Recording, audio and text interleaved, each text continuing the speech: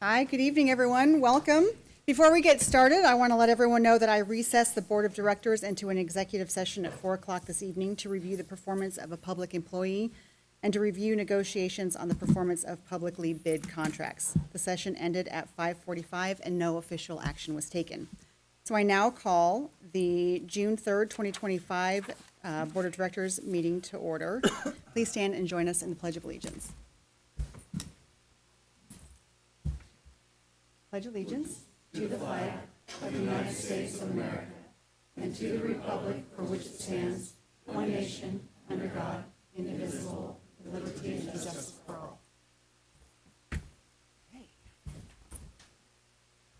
Please note that this is a regular scheduled meeting. It is held to conduct district business. It is open to the public and it is being recorded. Item number 3 on our agenda this evening is to approve the agenda. Is there any discussion prior to the approval? Yeah, I would like to move to amend the agenda. I'd like to remove item 8.03. That's policy of 5100 to 5000. Okay. Is there a motion to approve the amended agenda? I'll move that we approve the amended agenda. And I'll second. Okay. It's been moved by David and seconded by Chuck to approve the amended agenda. All in favor say aye. Aye. Any opposed? Okay, motion is carried and the agenda is approved. All right, so this is a bittersweet night for us. Item 4 on our agenda this evening is to recognize our outgoing student reps and to recognize our incoming representatives. So we haven't done it this way in the past, but I think Logan's here, Amelia here, or Adam? No? All right. Logan, you want to just come up here? All right, we'll make this super awkward because we haven't practiced it. Okay. Actually, why don't you go to the podium because we maybe ask you to say a few words. But Logan has been with us for 2 years now. So I think Logan was in the inaugural class of the 2-year representative. I believe you're the first group that has gone through both junior and senior year. So we're going to put you on the spot just a little bit, if you don't mind kind of saying a few words about your experience, maybe why you wanted to do this, what you got out of it, and any words of advice for those who are following in your footsteps. Yeah, so I'm Logan Toms. I'm a senior rep, or the leaving senior rep for Gig Harbor High School. It's been a really great time that I've spent with the board and with my other representatives and with other admin in the district. Really, how I got into this position was at the end of my sophomore year. I was really looking for something more to do, somehow to get into like a leadership type position, even if it wasn't like necessarily ASB. And when I saw one of these, I saw like a flyer or something in one of my homeroom classes, and that's really how I got it. I just saw the opportunity and really, I did the steps. I filled out the application. I did an interview from Hawaii over the phone with Natalie, and it was just really exciting. It's been a great time. I am immensely thankful for everyone who has really been involved in this opportunity and the other opportunities that I've taken upon outside of this position. I'm very thankful to Ashley Murphy, who has allowed me to shadow her over the summer in an accounting internship, which I met her through this position and really got interested in things like school finance and just how education and how school districts really function across the state. It's been really interesting. I'm very glad to have been able to see a lot of the changes that have taken place across our school district and how, new innovative technologies like AI have really been at the forefront of our efforts. I would say this is a great position to anyone who really wants to take a step up, get involved in not only like our school board process, but also just the political process and how things are really done in general. So, yeah. Any other comments from board members?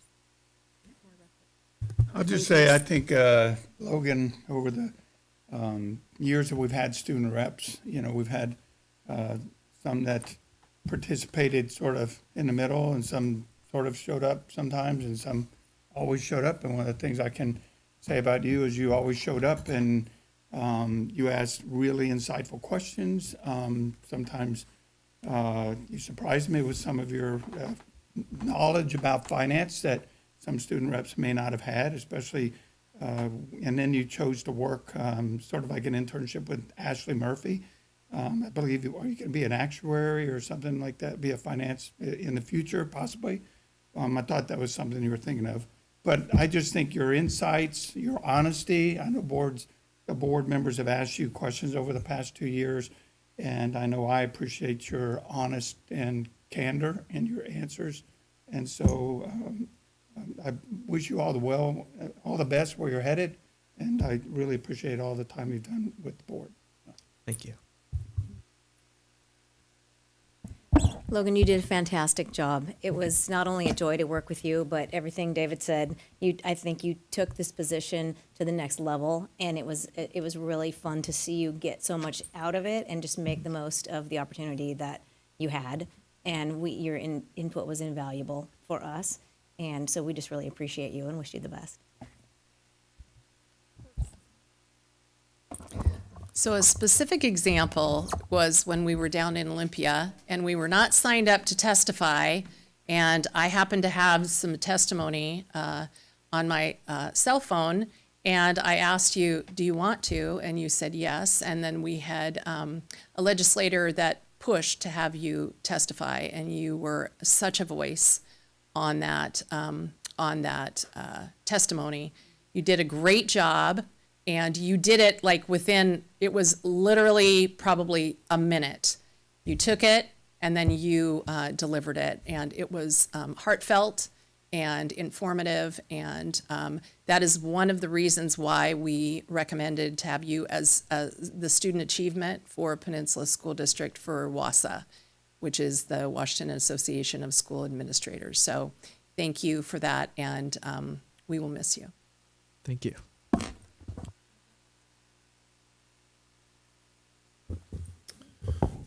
I just want to say thank you. You're very inspiring to me. I know, thinking back on when I was in high school, I never would have stepped forward and reached out like you did, and so that's quite an inspiration. And so just remember that small groups of people can change the world. Nothing else ever has. Thank you. You want to add something? Oh, I guess we're all going down the line. Yeah. Logan, you're fantastic. I really appreciated your service as a rep, but I just have to piggyback on Creston's story, because I was watching the live stream, and when all of a sudden Logan's going to speak, and I went, what? And then I called my husband in, and we sat there and we watched it, and he was totally dumbfounded. He said, this is a student. I said, yep, this is Logan. I said, this is the same one who asks at very, very precise and detailed budget questions at meetings. I said, he's just been amazing. And so, even from an outside perspective of somebody who's never seen you over the past 2 years, just seeing your maturity and your confidence when you gave testimony was really impressive. So you're gonna crush it wherever you go. So we're just lucky we had you for 2 years. Thank you. Yep, I'll just echo that. We're going to miss you. We're lucky. We're so impressed with all that you've done. And I hope that, high school kind of goes by in a flash and all of a sudden it's over. And I hope that you can look back and know that the work you did really made a difference. So thank you for finding the flyer and paying attention in homeroom, because I know not everybody does. And I will always remember that interview, because the connection was terrible and I was pulled over on the side of the road and you were in Hawaii, and it worked out. But we are grateful to you. We have a parting gift for you here. So last year we found graduation cords for our seniors, and we picked these colors because they're green for Peninsula, blue for Gig Harbor, and yellow gold for Henderson Bay. And we just thought it was such a really poignant way to represent the work that you've all done together, and hope that when you are walking across the stage to get your diploma, you'll think of us. Actually, you will, because we're going to be handing it to you, so we'll be right there. But in recognition of a really, really great 2 years with you. So come on up, let's give you your stuff, and we'll get a picture, and everyone congratulate Logan.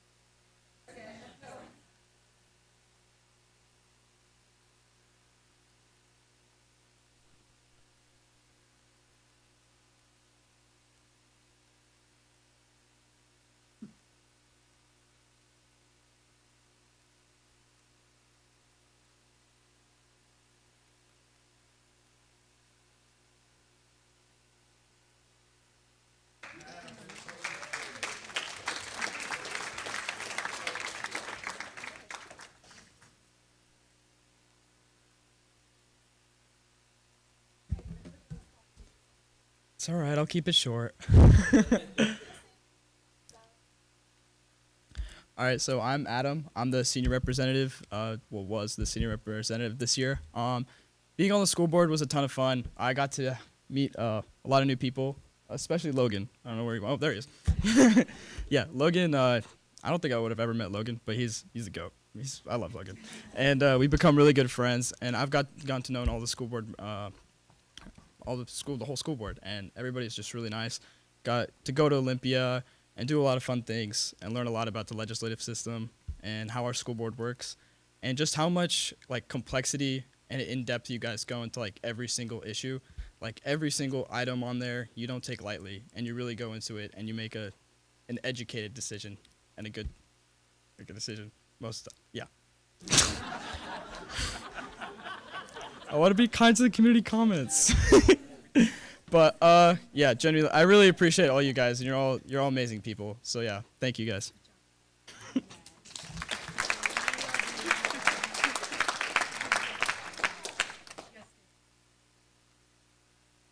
Yeah, I just wanted to say, the growth that I've seen in you has just been so amazing. I wouldn't say you were timid and quiet, but you were definitely a little more reserved as a junior, and now you have a presence about you, and you have a confidence and a leadership that has just been such a joy to watch blossom, and you're going to do amazing. So thank you so much for letting us be a part of the last 2 years and for helping us do our jobs. Thank you. I would agree with that, Adam, and I'd say that the combination of our 4 board members that student reps this year, has probably been mostly the best school board student reps that we've ever had. And so you've done a fantastic job. So wish you all the best. Appreciate it. I really appreciated working with you as well over the 2 years, and I think you, like was said, really came into your own this year, and I especially valued your willingness to use personal examples to make a point on occasion, and I think that is takes a lot of bravery, and you were a fantastic addition, and we really appreciated your voice, and it just gave us insight that we would have never had. So thank you. Thank you. Yeah, I just want to say thank you also. Sometimes your comments were blunt, just straightforward, and we appreciate that because sometimes you can't get that, and continue that in your life. Thank you. Adam, again, when we went to Olympia, that was really, really a great time. And although you weren't there to testify, because I would have shoved you up there as well with Logan. Logan was the last survivor. Just your questioning when we went around, your insightful inquiry with the legislators, and you're willing to be engaged. Last year you were with Alex, so that was, you were like the dynamic duo, but this year you really have exerted you've come into your own leadership, and I know that you will be an amazing physician if that's what you want to be. Dentist, right? Dentist. There we go. Dentist. There's a dentist out there. Yeah. The sky's the limit for you. So thank you for all, because you were very, very busy as well. You were active in your school, you were athletic, and to come, and you came all the time. So thank you and good luck. Thank you so much.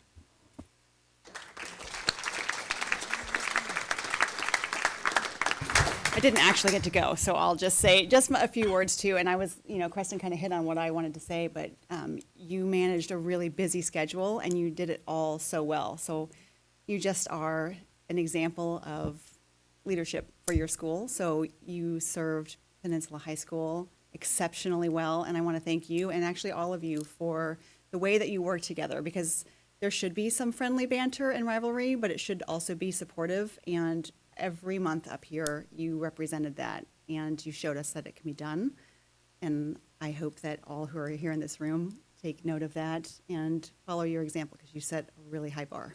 So congratulations, and we'll see you in a couple weeks. Thank you guys so much.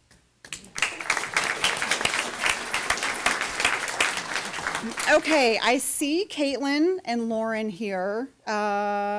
Kate is not here, correct? Caitlin and Lauren, if you're comfortable, you want to come up and say a few words?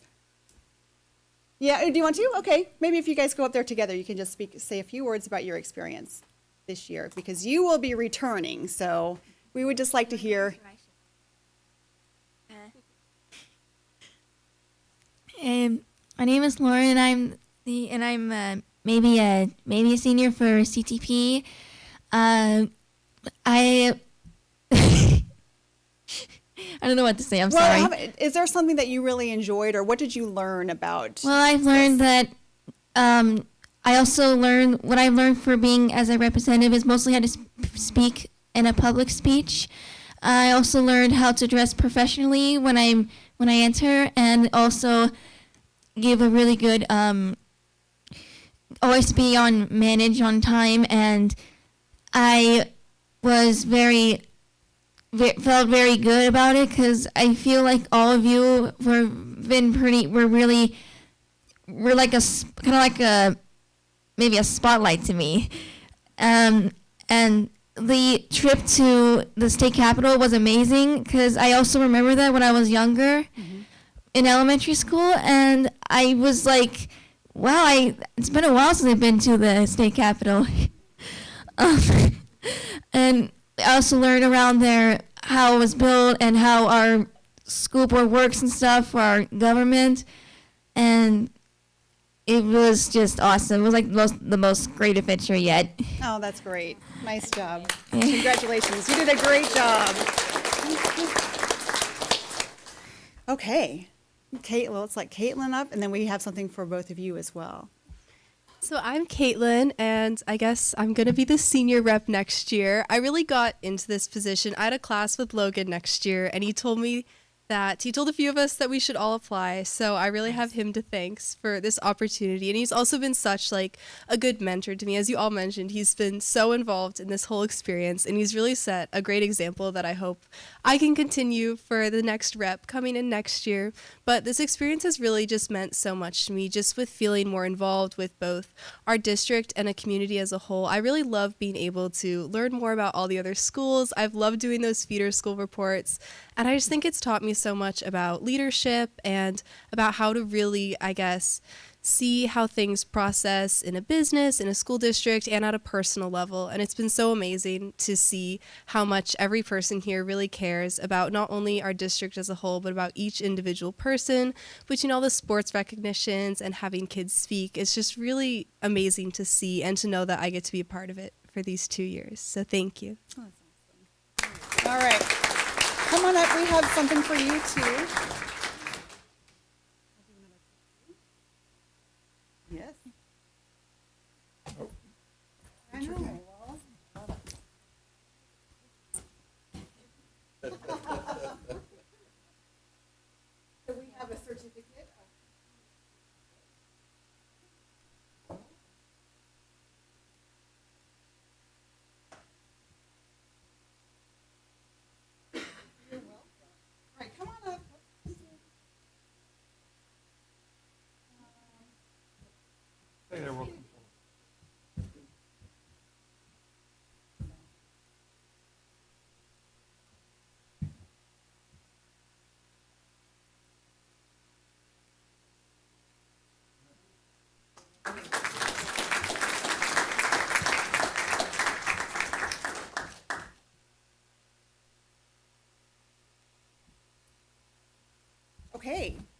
a few more students. Now, I know that Olivia's here, but is Sophia or Kainoa here? Okay, Kainoa and Olivia. Oh, and Sophia? Oh, why don't you all three come up? Great. So as we are farewelling, yep, just right there. We'll just have you kind of introduce yourselves. You don't have to do quite as much. As we are farewelling our seniors, we have just recently gone through the process of interviewing and selecting our incoming juniors. So these are sophomores representing Peninsula High School, Gig Harbor High School, and Henderson Bay, who will be filling in. And this will be your school board representative team for next year. So if you each just come up real quick and maybe introduce yourself and what school you go to, and if you have, just say what you're looking forward to about this role. Hi, my name's Kano Coit. I'm a sophomore at Peninsula High School, going to be a junior. What I'm looking forward to is being able to, I guess, kind of see the background of kind of, Adam was kind of talking about it, being able to learn about how like deep and like the district goes into making the district a better place, and that's really what I want to accomplish here. Great. Hi, my name is Sophia. I am a sophomore at Gig Harbor High School, and so I'll be your junior representative for Gig Harbor High School. And I'm just excited to learn more about this leadership role and learn about the legislation that this government has for the school board. And I'm just excited and honored for this opportunity. Thank you. Hi, I'm Olivia. I am a junior at Henderson Bay, so I'm going to be the senior representative. And I'm really excited to see how my leadership style grows within this position and how I can help you guys build a stronger community within the schools and behind the board and truly understand how our democracy works and hopefully strive to go further within democracy after this position. Awesome. And we do actually have something for you. So let's just go ahead and call you guys up one more time. We'll do a picture, why not? Another photo? Let's get on your website. So, Is this a and the very photo? important part, get the official name tag. No, we don't need to do Okay, no photo. I'll just stand for a second.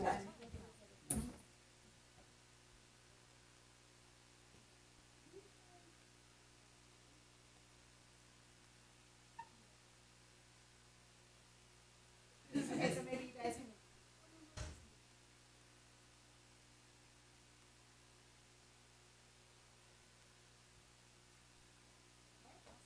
Thanks for coming. I'm so noticed.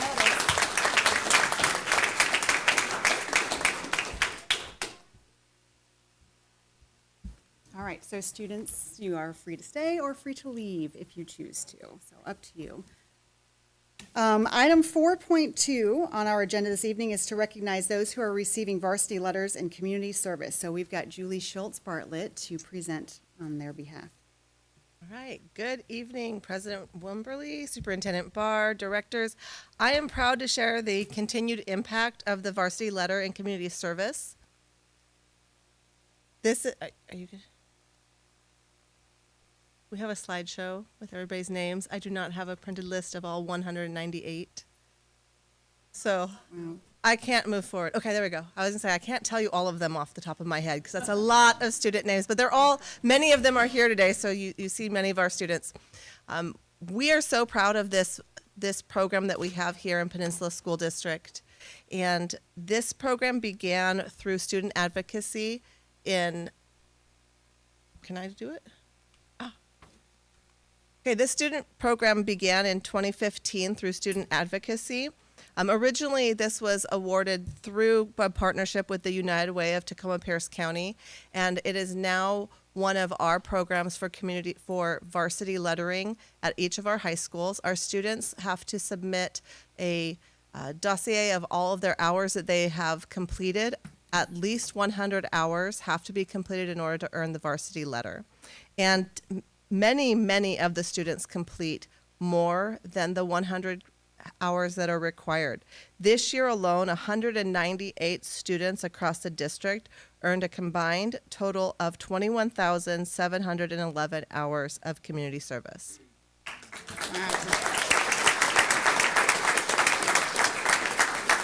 So many of our students are here, And I'm going to scroll through. I have slides with everyone's name on it. I'm not going to read every single name, but students, as you see your name up there, if you are in the audience or if you are in the back, if you could stand or come forward so that our board is able to recognize you. So our first group of students, last names A through C, if you can stand, if you see your name up there. If you're here, why don't you just come forward? Do you want? Well, can they stand here first, and then they'll come forward all en masse so that everybody can be there at once? Okay. Yep. All right. Next, we have C through F. If you're in the audience, go ahead and stand, or wave from the back. Oh yeah, just keep standing. You can keep standing. All right. We have last names G through Johnson. Please stand up. Stay standing. All right, we have Johnson through McCourt. Please stand up. Stay standing. M through Robinson, please stand. Robles through Shrinkford, please stand, through S. Staffkey through, is it Yellow? Yellow Calf, please stand. So everyone should be standing. If you have earned the varsity letter through your support of our community organizations, a total of 21,711 hours were served through some of these organizations, including Backpack for Kids, Habitat for Humanity, Humane Society, many local youth camps for sports, many church organizations. By awarding varsity letters for service, we elevate civic engagement to the same level as athletic and academic achievement, reinforcing its importance in developing responsible and compassionate citizens. These recognitions, your letters, will be delivered within 2 weeks to your school secretary, athletic secretary. You'll be able to pick those up at school. We're deeply proud of these students and the positive impact that they're making in our community. Students, we are so proud of you and your service and how you represent our school district within the community.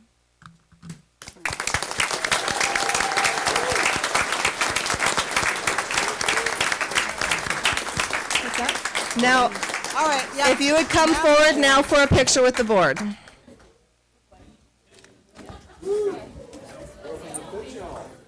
So many.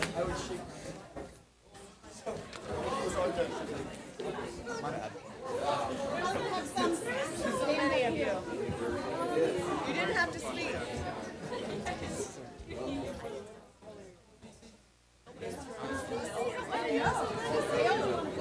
Congratulations. Oh, yes, ma'am. Thank you. You like every single thing I go to.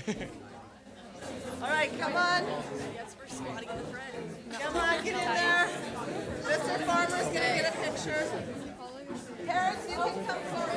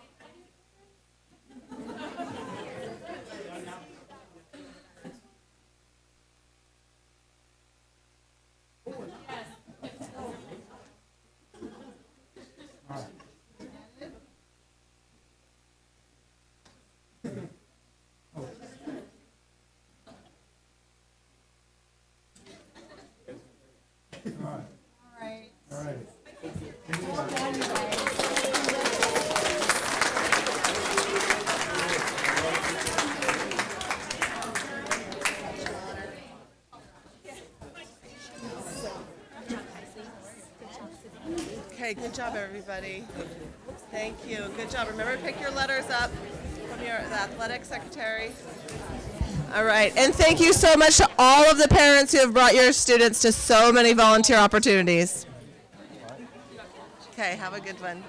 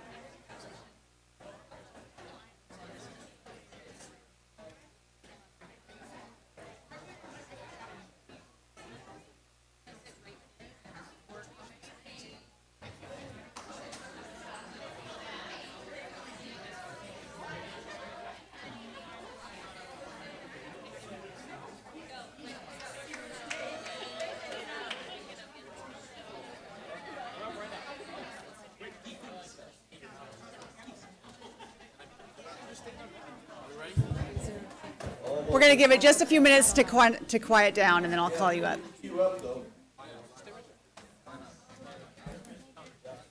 All right.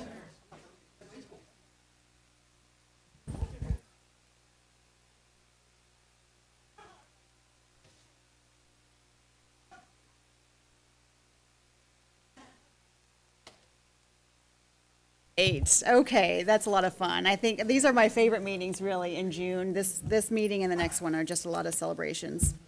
But we are going to move on to our reports for the evening. So item 5.1 on our agenda this evening is our spring sports recap. So we've got our athletic and activities director, Wendy Molich, here to kick it off. Good evening, board. We have a really great presentation for you, but all of the information in it isn't completely accurate. So the kids are going to make sure that you get the accurate information. So sometimes when we do deep dives, I'm going to pull this off, if that's okay. There we go. Sometimes when we do deep dives into sports, some of our school sites aren't as updated as they should be. So it's up to the students to tell us these things. And so they're going to correct us on a couple things. So I am super excited to have the Student Athletic Leadership Council here again. They are planning some really cool things. I am absolutely amazed when I get them in the room how much chatter they do and how many things that they accomplish. Most recently at their last two meetings, they actually revised the whole student athletic code. And so we're just doing the final touches on it so that we can get that out in final forms. And I'm really excited about the work they did. So that isn't included in these slides, but I wanted to mention that to you. Okay, are we ready? Okay. You're going to introduce yourselves, which school you're at, and then do your slide. Okay? Am I going to do my slide and then pass it? Or should I come up here? Or? You can do whatever you want. You're All a right. future school. All right. Which I'm super excited about. Hi, my name is Kainoa Coit. I was up earlier, but I'm a sophomore at Peninsula High School, and I'm kind of doing the intro. Wendy kind of basically touched on everything that I was going to say about how we revised the student athlete code of conduct in the past two meetings, and I really think we're making strides to make the student athlete environment and just the district when it comes to athletics and the partnership from being a student and an athlete, just making it better all in general. So that's all I have to say.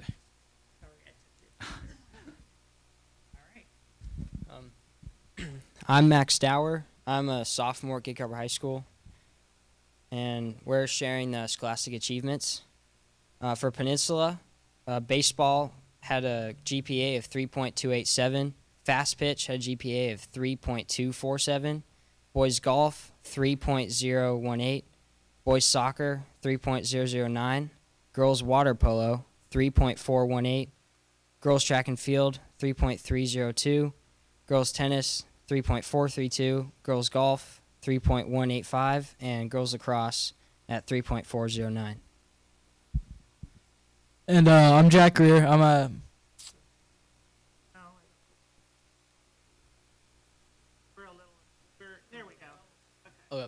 I'm a athlete at Gig Harbor High School, and this is what our scholastic achievements for Gig Harbor looked like. Some distinguished GPAs were baseball 3.3, fast pitch 3.4, boys golf 3.4, boys soccer 3.4, and then some outstanding achievements were girls lacrosse 3.6, girls water polo 3.6, girls track and field 3.8, girls tennis 3.8, boys track and field 3.5, and our girls golf with the highest of 3.9. Kainoa, could you come back up here because we missed your other two slides? Well, apparently you were doing sports. Oh, I didn't know that. All right. That's how we got to know. Can I have the thing? The paper on here? Bear with me a little bit here. All right. Well, I'm just going to talk from this board.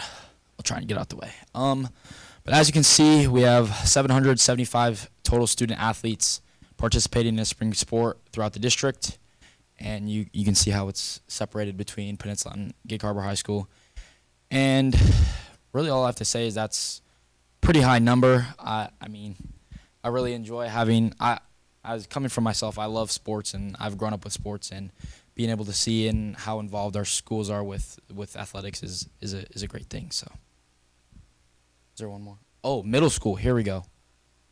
Middle school was more than our high schools, which I think is even better because that just shows how much we have coming into the school and feeding into the high schools, and we have a bright future ahead. So now we're on baseball, I think. So I'm up again. Yes. Okay, perfect. Here we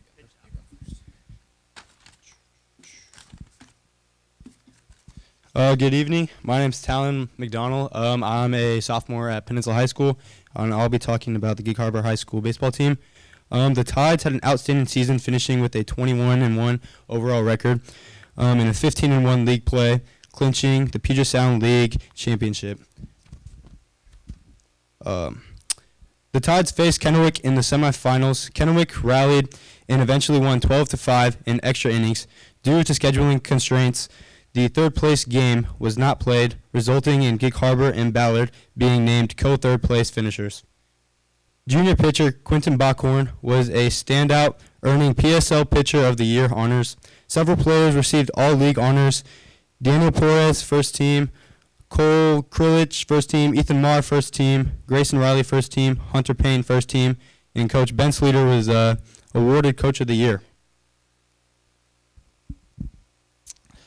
All right. So for Peninsula High School baseball, this year, I'm going to say we a lot because I'm a part of the team as well. This year, we won the district championship for the second year in a row, holding a 16-7 record overall on the season and a 12-4 league record. I think that landed us the third spot in our league, in our division. We actually played Gig Harbor in the district championship, and we defeated them 4-2. And we have the all-league honors players on here are from last year, so I'll be improvising and saying the ones from this year. So the two first-team athletes from this year that received all-league honors were myself, along with Thomas Marzano, infielder. We had one second-teamer, one second-team player, Pete Browand, along with two honorable mentions with Isaac Schultz-Tate and Jonathan Vergara-Dykes.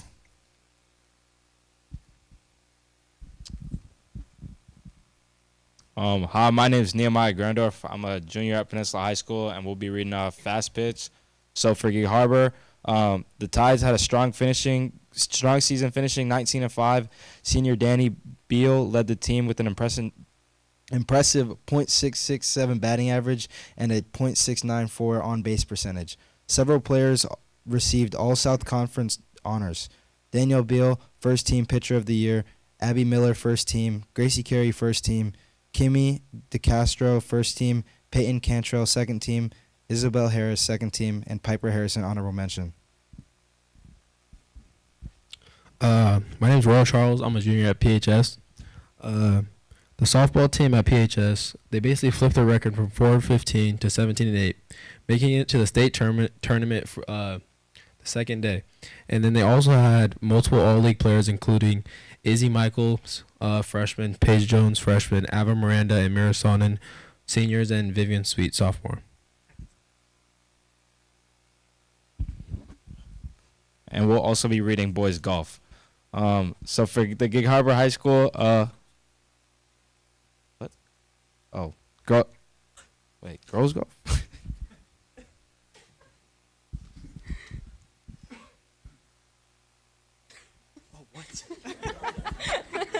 That's why I gave you a list of who was presenting.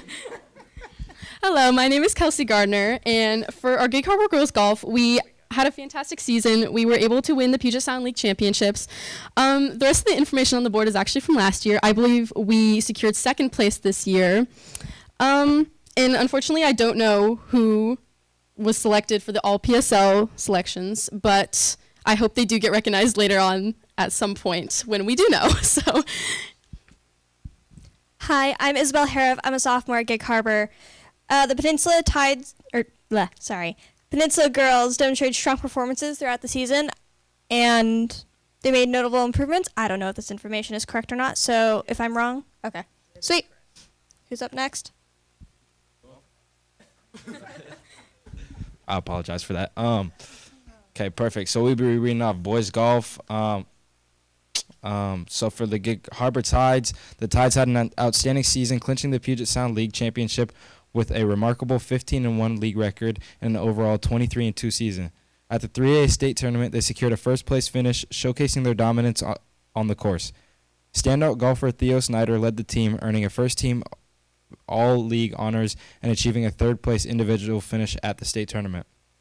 Max Ferrier finished first-team All-PSL, Liam Dalbeck second-team All-PSL, and Davis Denise second-team All-PSL, all contributed to their team success.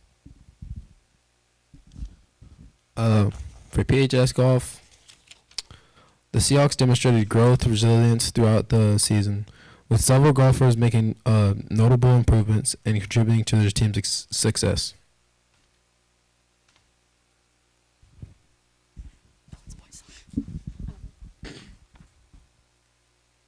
Hi, my name is Jack Lerner, and I go to Gig Harbor High School, and today I'll be talking about boys soccer. So the Tides this year, we had a great season, finishing 7-2-2 in our league and placing 10-3-2 overall in our season. We went the furthest this year than we have since 2019, I think we placed 8th or 7th in state, which is great this year, furthest I've ever been, so that was really cool. And then we had a couple of mentions this year from the league. So first team, we had Eli Hansen, Henry Blake, and then Jackson Powell should also be on there, but it's not. And then for second team, Braden Smee and myself. And then for our honorable mentions, we had LT De La Rosa, Parker Gooden, Dawson Parks, and Isaiah Chambers. And then Peninsula High School had a more challenging season, undergoing a rebuilding year, losing a lot of seniors. So that obviously gives a lot of growth for next season. And they ended 1-9-5 over the season and 0-5-3 in league play. And despite their season, they did have a notable 7-1 victory over River Ridge, and then secured ties against Capital, who's a pretty dominant team, and North Thurston as well.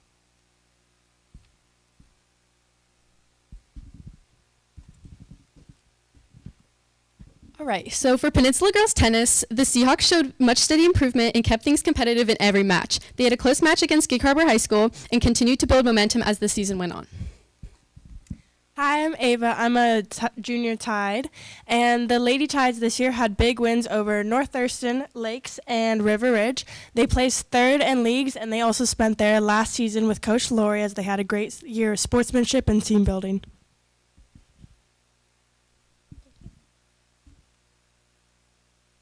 For Gig Harbor Girls Track, my 4x1, we came in first and state. We had Layla Carlson place second in both the 800 and 1600 meter relay. With the 800, if she would have came in first, she would have set the meet record. For Taylor Slotner, she came fourth in the 3200 meters, with Isley Herring coming fourth in the 100 meter hurdles, along with her being on a relay, and Karin Heikala, who came fourth in 300 meter hurdles, and I believe sixth in also the 100 meter hurdles. And me, Isabel Harif, I came seventh in the 100 meter dash. Oh, yeah. In Peninsula High School, we had Emma Young, who came third place in the high jump, and Surrey Sardinia, which came fourth place in the discus. And I believe she also set the Peninsula School record.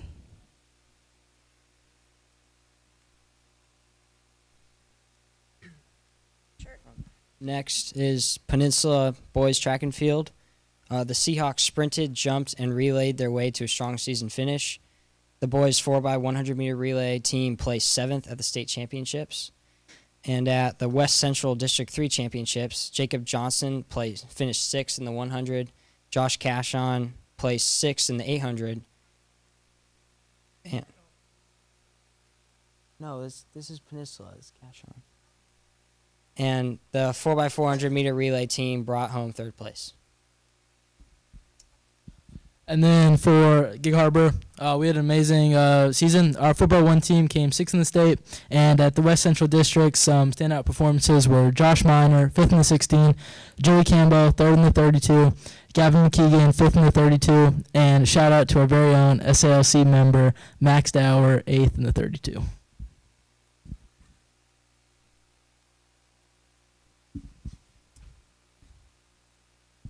So our PSD Riptides, a combined lacrosse team between Peninsula and Gig Harbor, was an especially young team this year. We had 2 seniors and 1 junior. However, we did end our record 6-5-1 with solid wins over Lincoln, Klahowya, and Graham Kapowskin. A special shout out to our junior captain, Lizzie, our goalie, who was selected to represent Washington States at Nationals, a huge honor and testament to her. With a full roster of determined underclassmen and steady growth of each game, the Riptides are clearly building something special. The future looks bright for this squad.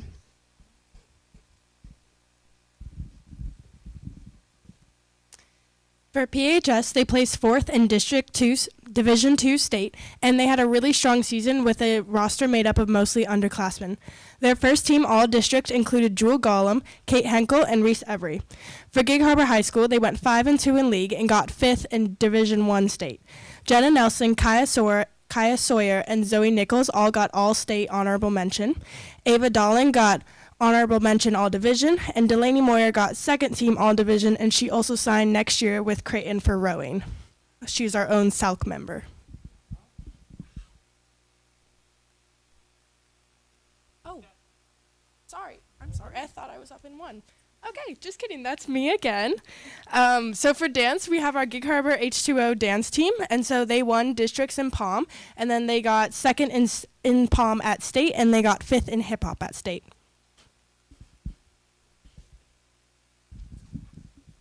Hi, my name's Riley Ducharme. I'm a sophomore at Peninsula. So Unified, this spring we had a lot of events. First, at the beginning of March, like I think the first weekend, we were able to send 3 pairs, which a pair includes 1 student with an intellectual disability and 1 without, to a youth leadership experience in Wenatchee. And at that experience, we had like lessons on how to be a unified leader, and we were able to volunteer at the Special Olympic State Games, so that was a really fun experience. And me and my Washington State Youth Activation Committee partner, Jabe Jones, were able to help lead some of those presentations, which was really cool.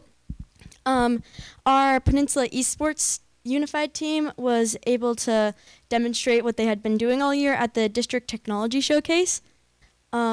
We did a baseball showcase with Gig Harbor Little League at Cheney Stadium with our unified athletes. We did a showcase game during halftime of the Peninsula varsity boys soccer game for our 2 soccer teams. For track, we added shot put in the 100-meter dash, which is new this year. We were league champions for track. 2 of our relays went to state,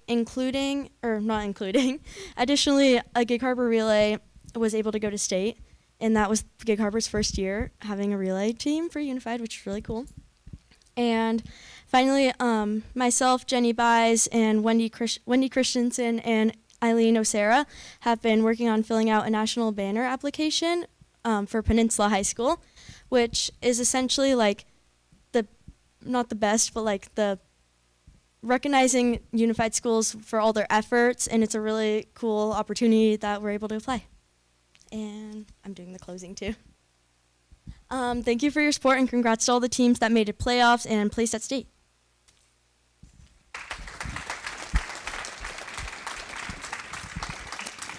Thank you, all my SALT kids. You know, since we don't meet regularly, all our correspondence is over email. So they did a great job helping kind of facilitate this, as well as making the corrections that we need to make. So we'll make sure that we get those to you. Do you have any questions? Just a couple.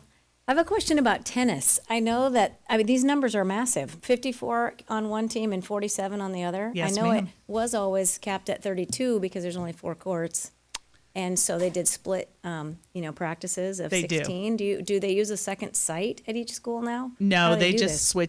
switch the practices. So they have an early practice and a late practice. They do. But yeah. Well, it's amazing they're able to accommodate Isn't that many great? kids. That's cool. Yeah. And the other numbers I think are really great is the middle school track numbers. Yeah. If you noticed, we had like 200 kids at Harbor Ridge participating in track. It's almost like, how do we get them all in to their events? But just amazing numbers. So, Yeah, I follow up on that. Do you know why this year? I mean, it was crazy. It was like a third of the school. I know, and I don't know why. I mean, I would like to think it was me, but I'm sure it's not. But I did, yeah.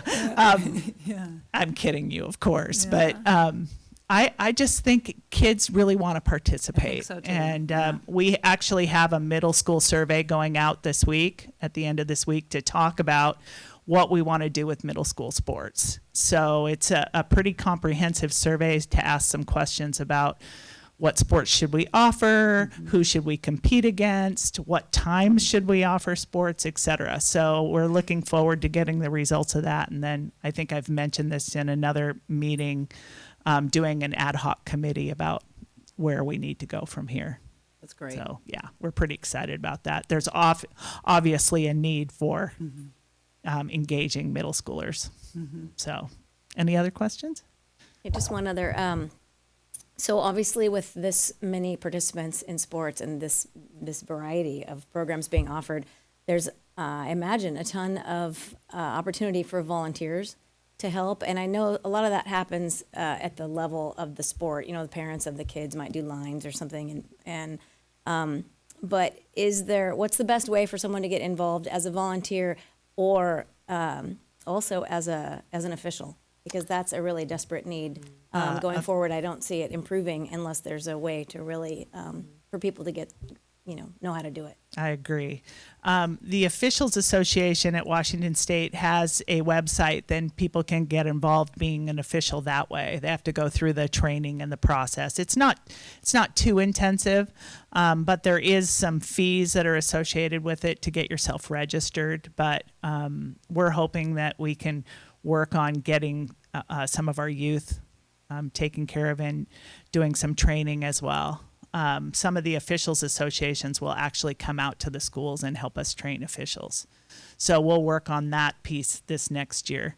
In order to be a volunteer, and if community members would like to do that, they just need to approach our building athletic directors and or the coach of the sport they want to participate in.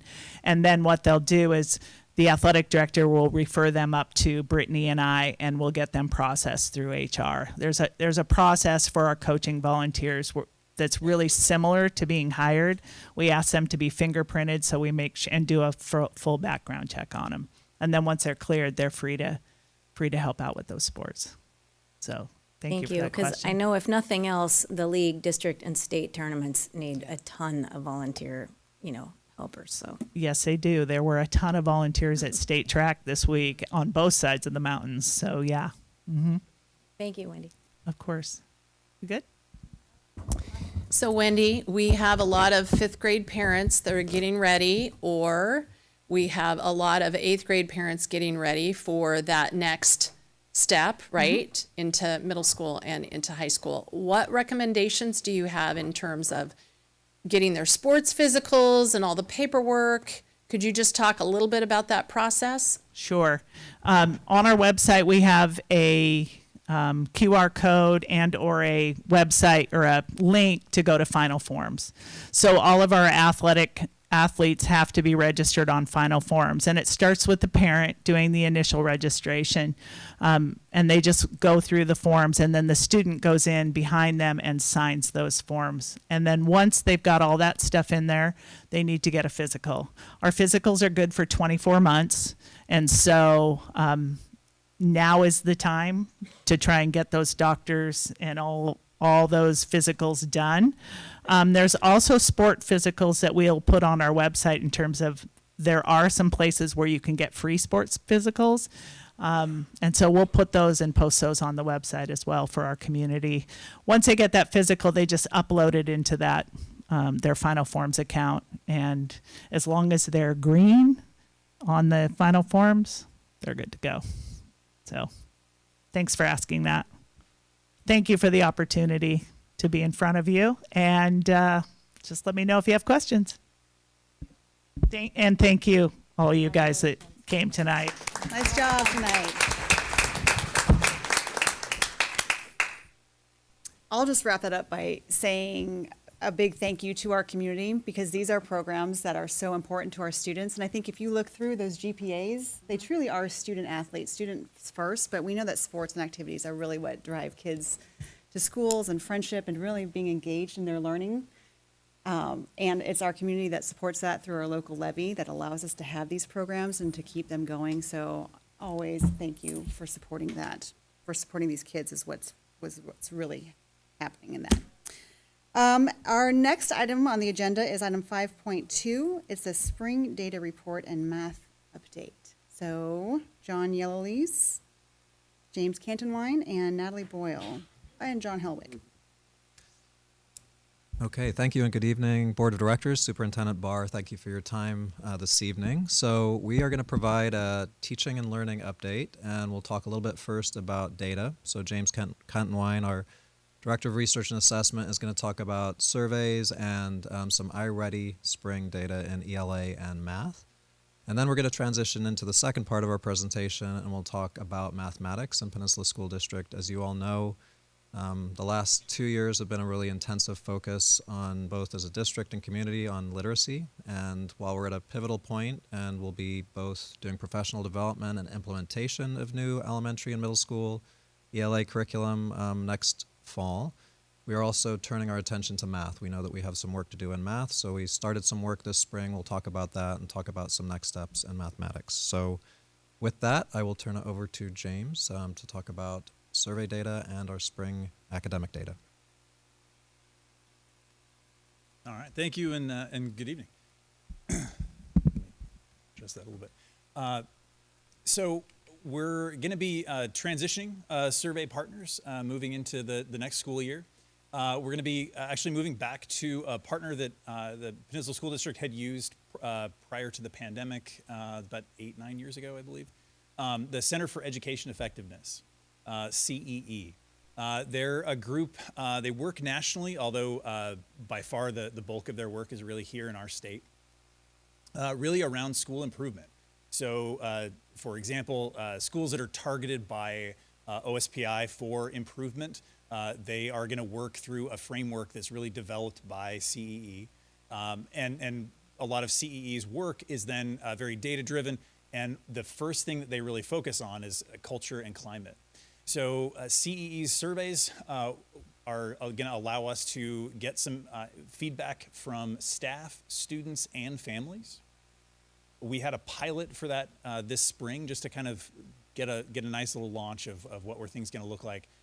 So we had Voyager, Harbor Ridge, Key Peninsula, and Henderson Bay as well. Looks like that's cut off there.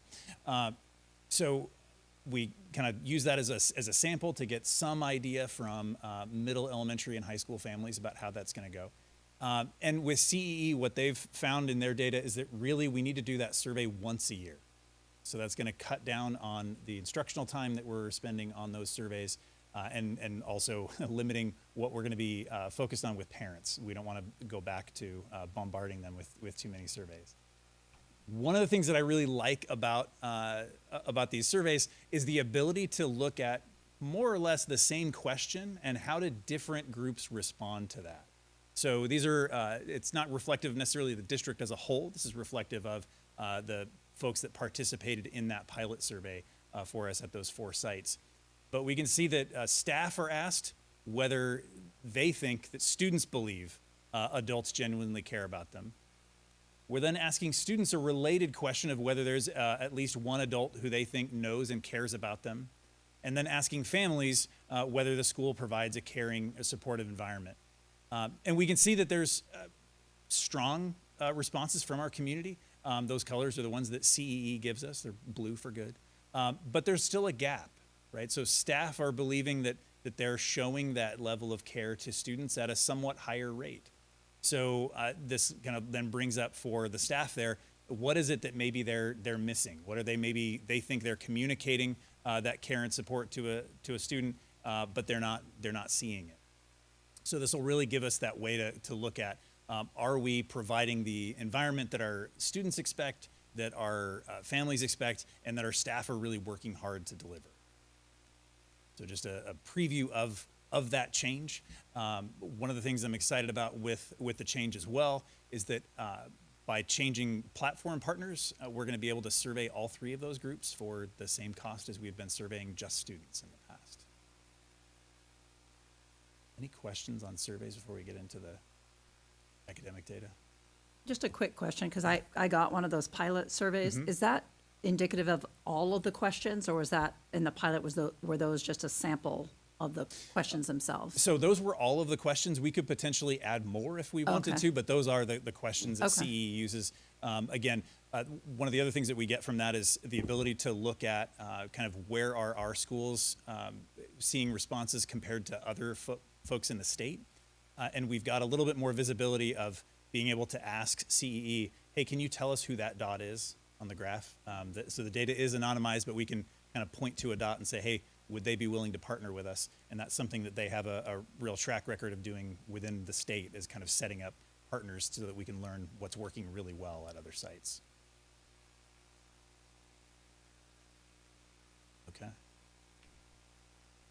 So this table is really a look at iReady data in reading specifically, and a few things about the table that I want to kind of call attention to. I grab the microphone so that I can look behind me a little bit more out of the glare. As you move along the x-axis, as you move horizontally, you're looking at the performance relative to national norms. So a school that was performing right along this vertical line is really performing right in keeping with the nation as a whole. At all grade levels, our students are performing at higher levels than the national norm, which is fantastic. In general, this tracks pretty closely with poverty nationwide. So the farther to the right you go, you can predict to a reasonable degree of accuracy the school's poverty rate.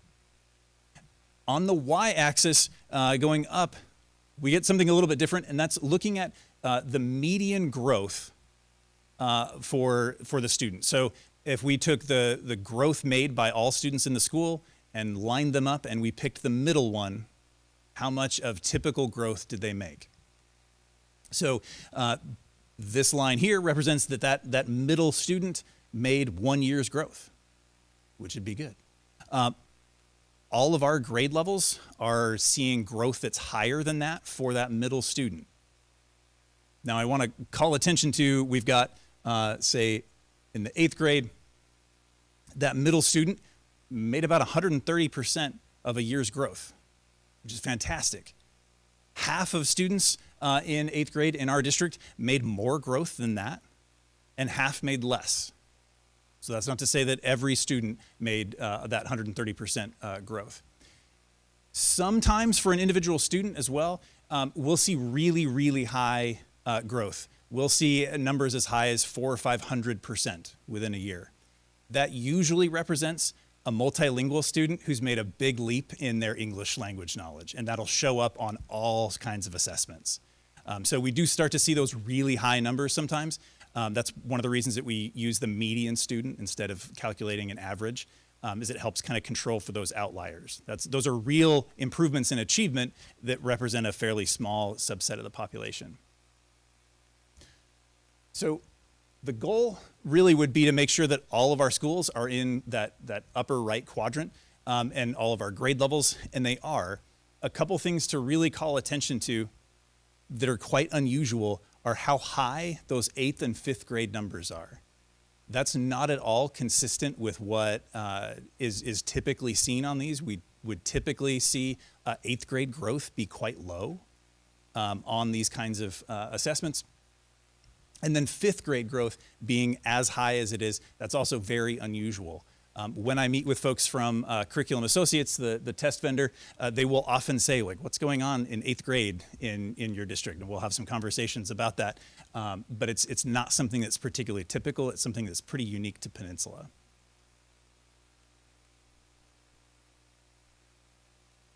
So another thing that I want to call attention to that I think is worth noting in the reading context is that in a typical year, we'll have about 3/4 of our students who were in that kind of needing intervention category. They were scoring 2 or more grade levels below expectations.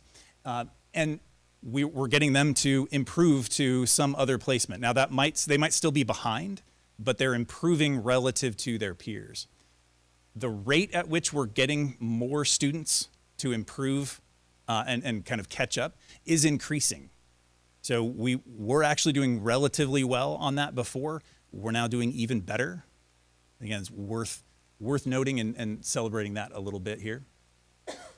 It doesn't mean that those students are necessarily on grade level, but they've made that progress towards grade level.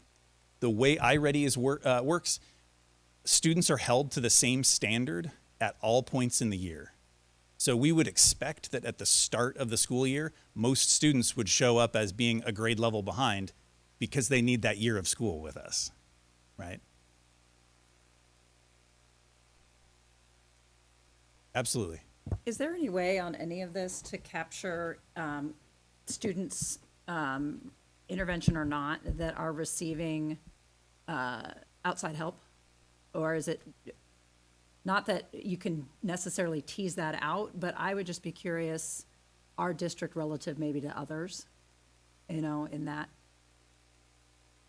So when you say outside help, Just like private tutors, stuff like that. Yeah, that's a really interesting question. So we don't have that data in a systemic way. Like we might know anecdotally about that, but it's not something that would go in a student's file. So it's not something that we could really give a rigorous answer to.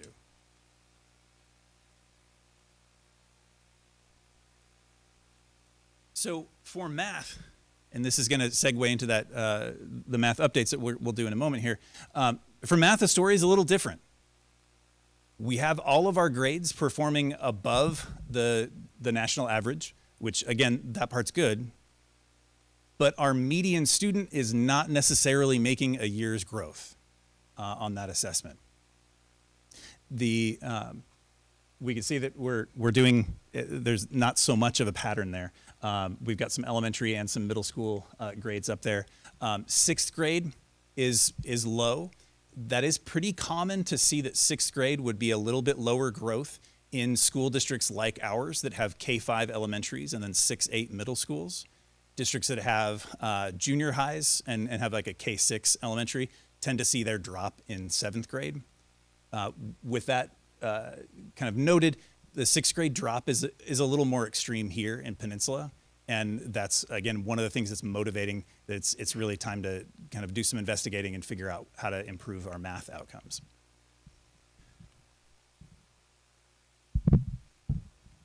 John, are you going to take that?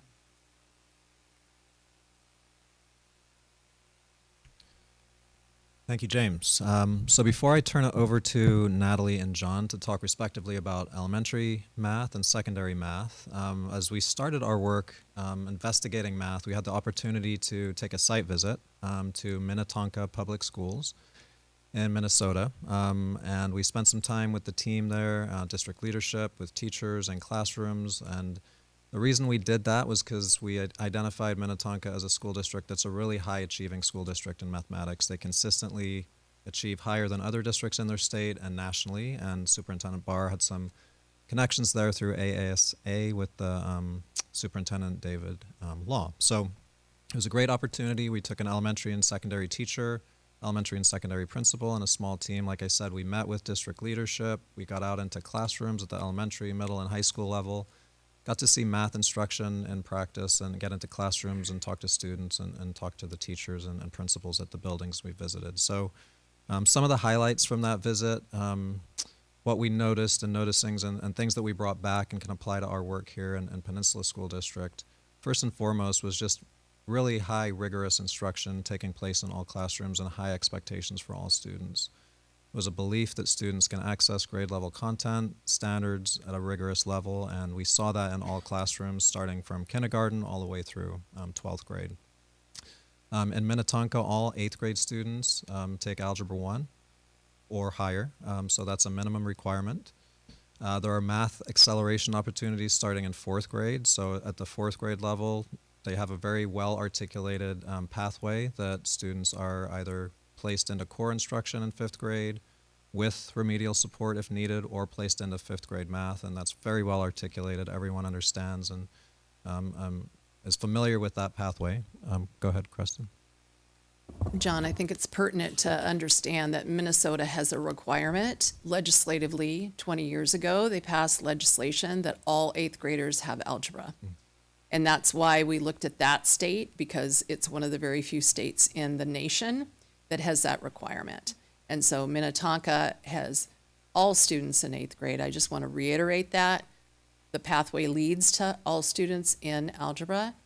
And then you're going to hear about the on-ramps for acceleration, which was phenomenal. Thank you. Yes, thank you. That's a great point. It is a legislative requirement. And like I said, that's a minimum. We saw students at the 8th grade level that were in geometry, algebra 2, and even higher in some cases. So some of the other things that we noticed, common pacing and common formative assessments were utilized across the system. Highly collaborative teams, so teams worked well together at the building level. Again, this is at elementary and middle school and high school. Very well versed in the standards and really digging into the math data. There was a deep data culture in the district that teams would get together. Departments, there were department leads throughout the system at elementary level and middle school and high school. Really spent a lot of time looking at that data. Again, there were very well articulated pathways. As Superintendent Barr noted, pathways and on-ramps and off-ramps depending on where students were and what their needs were in the area of math. The last thing we noticed was the instructional block. It was consistent among grade levels, so there were opportunities, again, for all students to get what they needed. We saw a lot of what we would call walk-to modeling, so students might receive core instruction and then walk to another classroom if they needed some remedial support, or if they were at core, or if they were in a place where they were ready for some acceleration. So again, very well articulated pathways. They had done a nice job, and this was over a number of years, like Superintendent Barn noted, that the legislation passed, I think, 10, 15 years ago or longer, and the district has spent a lot of time investing in mathematics. And I didn't share, they're about a district of 11,000 students. They have 10 schools, so some pretty large schools. They had 6 elementary schools, 2 middle schools, and 2 high schools. So comparable, a little bigger than us in size, fewer schools. But we took some great learnings away. We debriefed with the team when we came back to Peninsula, and definitely have some things we can implement next year, and provided, again, great insights as we begin this journey and delving into mathematics in Peninsula. So yes, go ahead, please. Did you, when you were in Minnetonka, was there any discussion around supports for parents to be able to help kids at home? I always ask this about math because I will never forget our meeting at one of the WASDA conferences where even actually it hit me today when I was looking at iReady scores for my kids, right? So they have, you get your iReady scores, and on the reading one, it kind of explains everything, and then it gives you their, basically their, what is the score, their Lexile score, right? And then they have a link to go, here's some books and novels that you should, based on their reading level, that are appropriate, so things you can do at home. And then it goes to math, and there's nothing. And I mean, I'm tapped out. 4th grade, I don't know how to help my child anymore. Yeah. They, and John and Natalie might remember some additional information. I know that they had very robust communication systems in place with families. They were also a district that utilized Schoology, so they had everything built out in Schoology and resources and materials for families to access that way. They actually had built out a full online continuum of courses. You could essentially graduate from high school through their online program. So Schoology was the method that they used to provide resources and communicate with families. Okay, so I'm going to turn it over to Natalie and John to talk about math guiding principles. Good evening. Much like we did for the literacy task force and what was done for the HIB task force, John and I pulled together a group of K-12 teachers to come together and create some math guiding principles. We have not focused on math throughout the district in many, many years, and we kind of have set the precedent with that content focus on what do we believe about math instruction and how do we come together as a K-12 system, pre-K through 12 system and ensure that we are all still working towards the same vision, mission, values, alignment with the strategic plan. So we brought a very diverse group, all the way from kindergarten teachers up to very high levels of high school math teachers that have a lot of passion about their content area. And we came up with these math guiding principles. Much of the language, we gave them the literacy guiding principles, and they're like, that's just good instruction. We want that regardless of the content area. So you'll notice some similarities with the literacy guiding principles about being explicit and systematic. Some noticeable of interest items on there are that balance of systematic and direct instruction and inquiry. You know, so math, it's not quite the math wars like the literacy wars, but there are some different ideas and thoughts around the productive struggle and how long you let the students have the productive struggle versus being more explicit. So our teachers recognize that. They also have called out the consistency within the class, grade levels, and schools. And so that piece of fidelity and consistency came up within the group. And Jennifer, to your point, that family engagement piece and how we are communicating with families with not only the structures and the, on-ramps and off-ramps for different courses, but also what actually is happening in the classroom with instruction. Is there anything else you want to add about the guiding principles? I think she covered it well, but I would say we're going to be talking a little bit about the work that we've been doing subsequent to this when we've been bringing the grade level teams together. And this document has been like really the anchor document for the work. And over the educators on these teams have gone back to using the language of these as we're looking at possible new materials and trying to decide whether or not they're high quality or not. So, or if they're a right fit for our district. So it's not just a nice document that people can look at or window dressing. It's really a core tool that we've been using as we've begun this math work. All right. So with that, that's you. Okay. So this slide, as we dug into the research around math and just instructional improvement in general, so you can apply this to any content area or any new adoption, we identified these components of elements, critical elements of instructional improvement. So take literacy, for example, as we engage in professional development and implementation in the fall. The characteristics are really strong initial PD for educators. So we're planning for that this summer, but more so that ongoing professional learning. So it's not a one and done, but Natalie and John have been working on 2 to 3 years of professional development for our teachers when it comes to literacy, because that implementation piece is so critical to get it right. There's one opportunity to do that. So it's not only that one PD in August, but it's over the course of the year, and in this case, over the course of 2 to 3 years. Then, of course, we have new educators coming into the district every year. So it's developing a system to onboard new educators and make sure they have the training and the resources and materials they need in order to be successful. And then developing those common frameworks, so consistent expectations, pacing, resources, and assessments across the district. So these are things that, again, we've identified through implementation science. Research-based instructional practices, we've talked about that a lot with literacy. The same is true for math. There are those best practices, evidence-based practices that are critical. And then strong systems in place for students who need more time and support. So back to the discussion around pathways and on-ramps and off-ramps, that's really our multi-tiered systems of support. So making sure that we have strong core instruction, but then a pathway for students who need intervention, additional support, and then a pathway for those students who are ready for acceleration. So these are the identified critical elements of instructional improvement. Again, they apply more broadly than just mathematics, but to all content areas. And we're keeping this in mind as we begin, again, that work around math. And I believe Natalie is now going to talk about elementary math specifically. Prior to doing that, real fast, a little bit more about the process that we will be taking. So this graphic should not be new to you because we have put this in front of you several times, but just reiterating, we do have a systemic process for curriculum adoptions and a flow chart. There is a lot of school board policy and procedure language around the process that we take.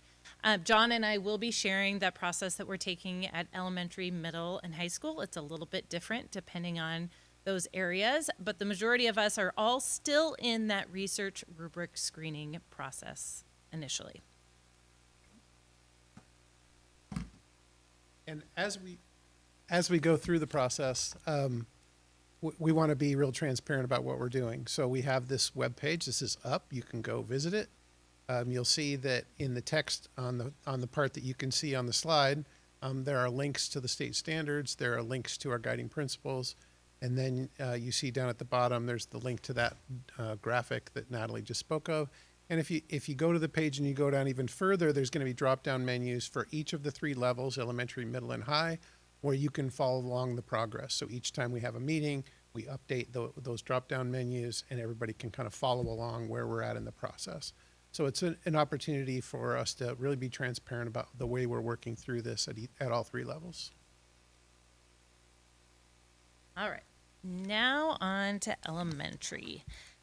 So our current elementary math curriculum is Envisions. It was adopted and implemented in the fall of 2015. So it is a pretty dated curriculum at this stage. Both literacy and math were a priority for elementary, and we had to make a very tough decision in deciding which to prioritize first. So we did that with literacy. As John has mentioned several times, we are right on the starting points of implementation and starting math at the same time, but it is needed. Our elementary materials, Envisions no longer supports a digital version of our curriculum, so because it's that old and nobody else uses it. So our print version doesn't even match our digital version. So we are not spending a whole lot of time in our process of deciding, do we need a curriculum adoption? We are still in the review phase when you think about that flow chart, but we are not even dreaming of the idea of staying with the current version that we have in Envisions. Envisions has made several updates to their curriculum since we started implementing the 2015 version, but we will not be staying with the 2015 version. So elementary has jumped right into a curriculum adoption process. We are going to look to adopt new curriculum at the elementary level. So this is a timeline that details the steps that we're going to take and the timeline that we are predicting at this point that it'll take. We met with our elementary adoption team. It's made up of representatives from all 10 of our elementary schools. There are 2 teachers from each elementary school on that team, and then representatives from all of our grade levels, K-5. We met on May 1st for our initial meeting. They dug into the guiding principles. They dug into research around best practices in math instruction. They previewed some of the surveys that we were going to be sending out to the community. And as John said, all that information about our first meeting and the committee members is all on that adoption website. I have the privilege of working with this group again on Thursday. So between the 2 meetings for about a month, we have had adoption surveys out, and I'll tell you about those on my next slide. But we wanted to hear from educators, from families, and from students about our current math instruction, the dreams and hopes of what folks want with a new math curriculum, and any other feedback they were willing to give us. So Thursday, we will be literally reading every single comment and feedback that was provided within those surveys.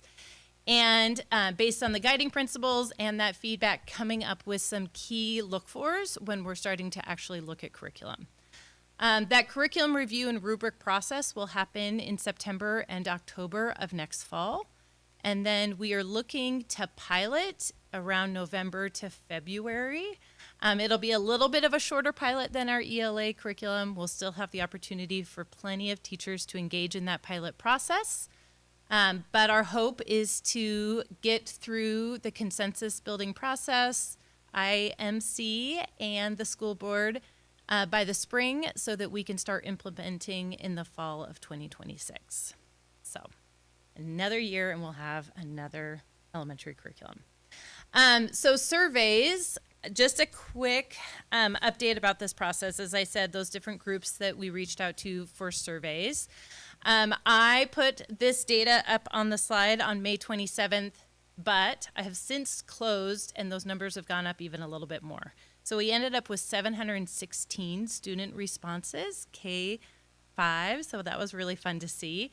The family survey, we ended up with 243 individuals that completed the family survey, and it was current elementary parents, and then there were a few that that did the survey based on being middle or high school families based on their experience as elementary families. And then educators, 91 of our elementary educators completed that survey, which is actually a pretty high survey response rate for our educators.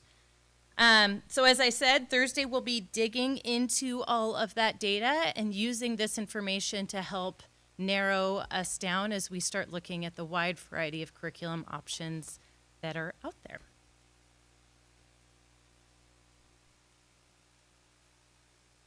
Okay.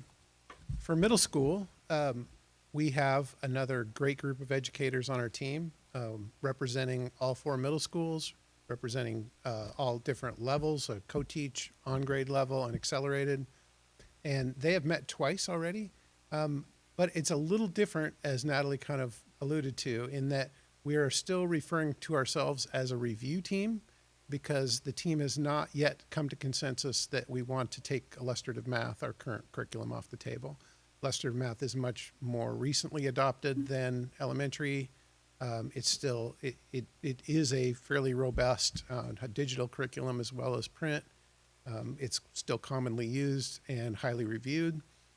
And so it may still be there. We're going to take another look. Well, so we met the first time, did a deep dive into illustrative math. And then our second meeting, which was last week, we can go to the next slide, right?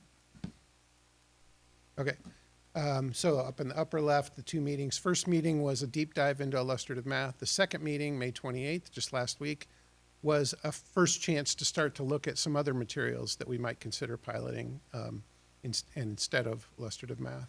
And at the end of that meeting last week, we went through the process of trying to reach consensus about, are we ready to take illustrative math off the table and convert to an adoption team? And if we do, then all of those policies then kick in. We do the surveys and all that. And they were not ready to do that. They wanted to keep it on the table until September when we have a chance to review some more materials. By the end of September, they will make that decision to either we're going to stick with illustrative math or we're going to move into a pilot.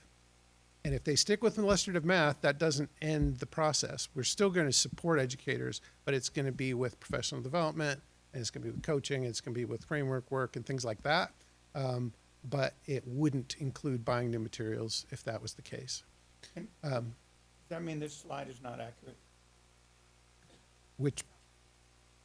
Yes, it says IMC approval, school board approval, spring Oh, 2025. it should be 20, yeah, sorry. As you move along the timeline to the right, those should have, the spring should be spring of 2026. Okay. Apologize for that.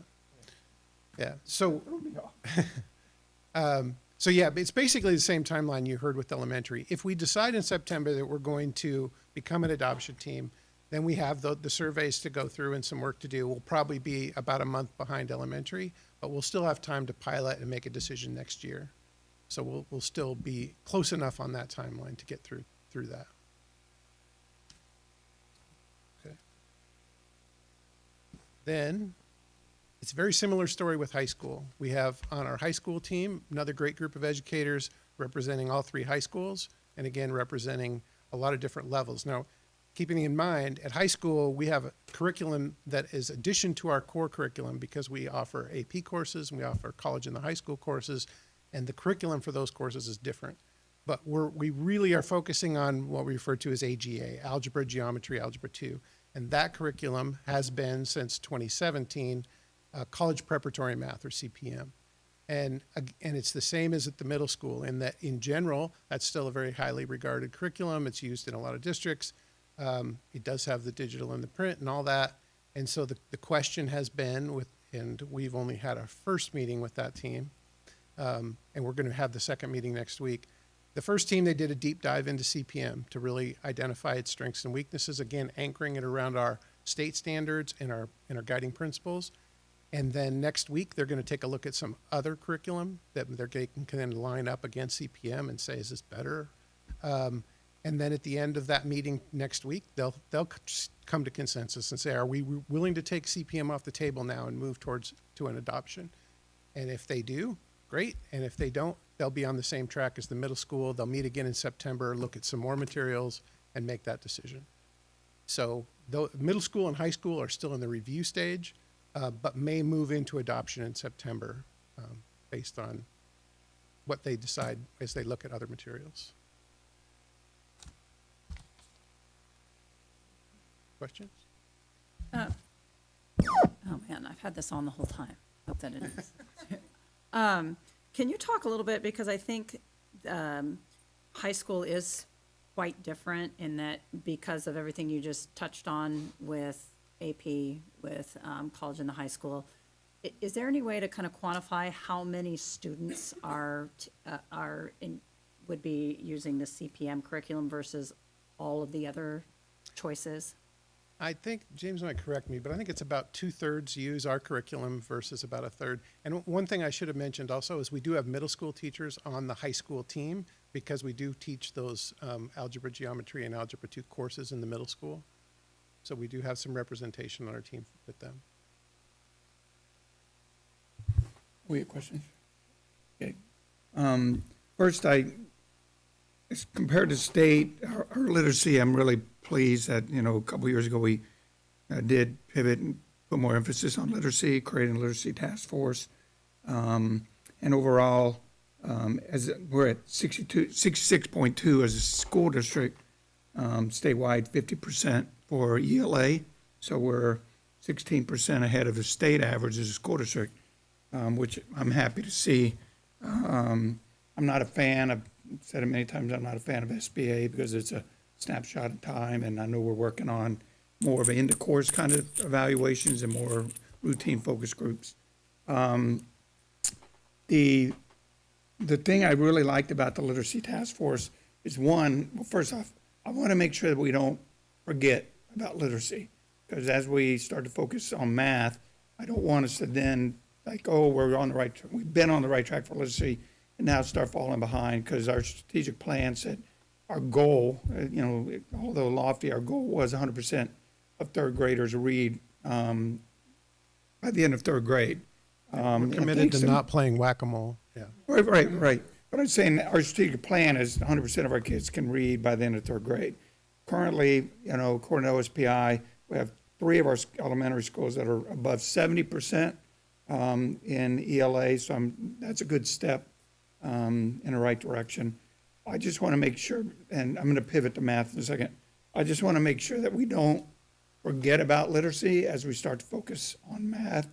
Because out of the literacy task force, we created the CPAC, which has been a really, really important parent advisory group. And the literacy task force came about because of strong parental involvement. And I don't want to forget about that strong parental involvement. I was at the community meeting that night that this room was packed with parents, and I don't want to forget what we did there. With that said, with your math, what you want to do with math, there's a lot of talk around professional development and supporting teachers, which we need, and I appreciate that. But I'd sort of like to see us consider a math task force and heavily involve parents in that as well. I noticed on slide 12, there's on the classroom pilot, on slide 12. Sorry. Yeah. Oh, There you go.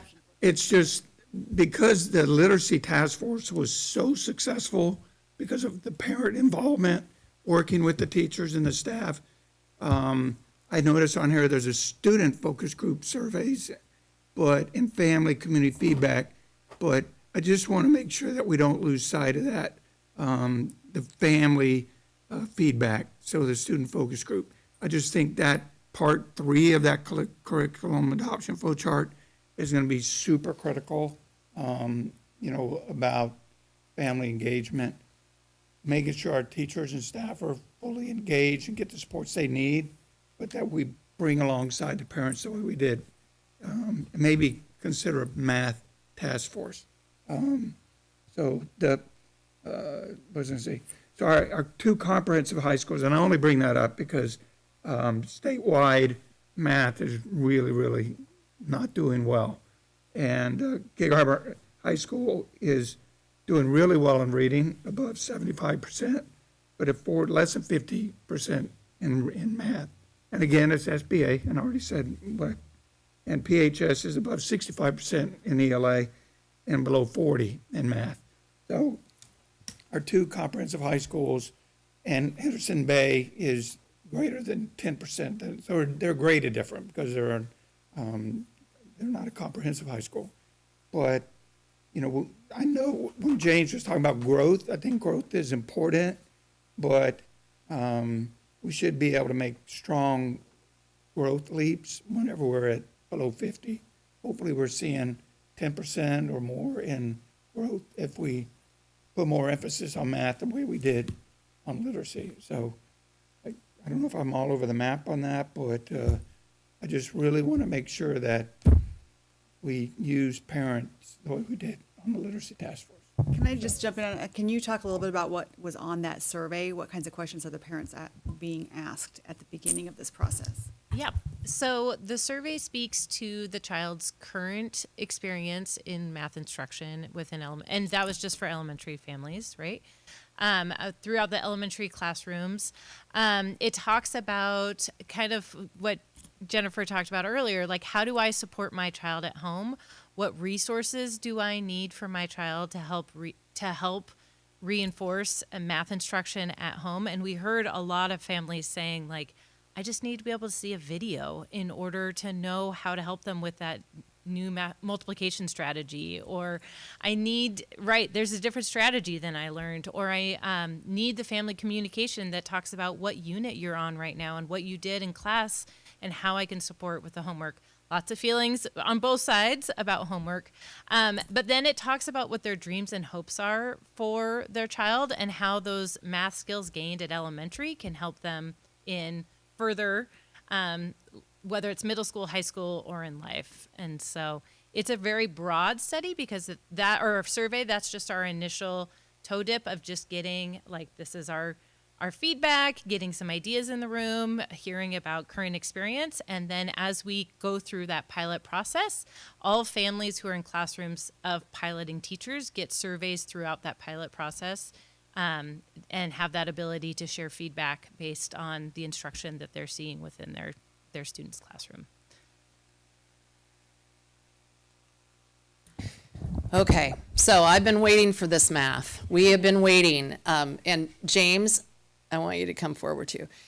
We have been having really in-depth conversations about mathematics because as a science teacher, I know the need for students to have as high of level of mathematics in order to get into college if they will be going into STEM fields. And so we have had deep conversations. Every math article I send on, when we think about a task force, a lot of adults, a lot of grown-ups, I'm just reflecting on, and I will send all of you this article that I just have.